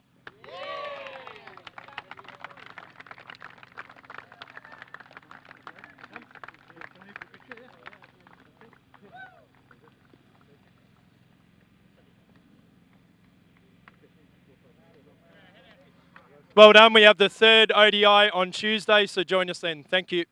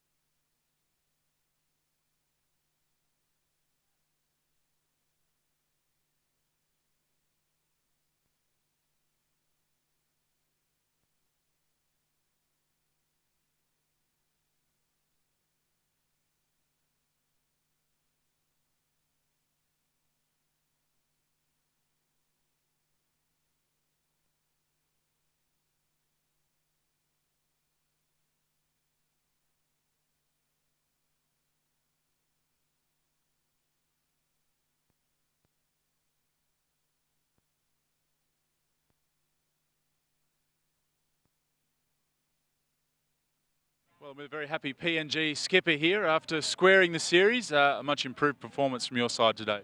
Yeah, definitely. We're really happy with the result, but still a lot of improvement in the cricket we want to play. We thought we didn't get the runs we needed. We thought 230 to 250 would have been a good score on that wicket, but we fell short. But the fighting spirit from the boys in the bowling and fielding department was really good. Getting to a stage where you pretty much badly needed a wicket to stay in the game towards the end. The team kept fighting. You must have been happy with that. Yeah, no, it's a really that's what we're all about. The fighting spirit we got in the team has been really good. We fought really hard from the first wicket till the last wicket. And even though we needed a couple of wickets left, we thought that it wasn't over.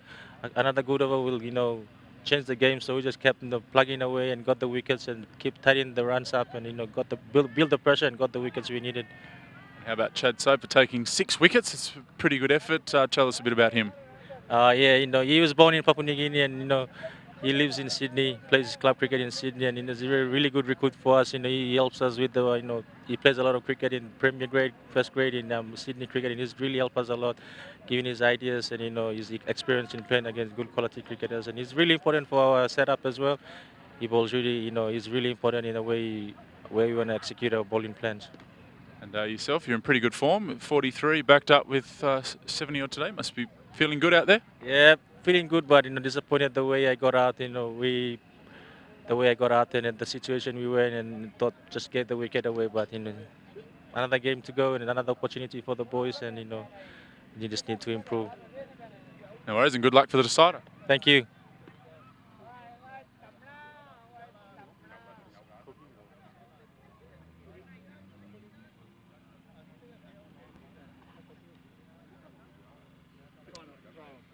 Hong Kong coach Simon Cook stepping in. Simon, it seemed that we were well placed for victory there, and very quickly it turned into a loss.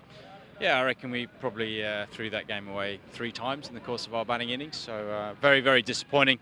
Particularly as we'd spoken a lot about rotating the strike and just being able to face not more than three dot balls in a row, and unfortunately we were unable to do that today on what was a tough pitch. Let's not take anything away from their bowlers, and they bowl really well on a pretty tough pitch. But 202, I think we'd probably back ourselves to be chasing that down 8-9 times out of 10.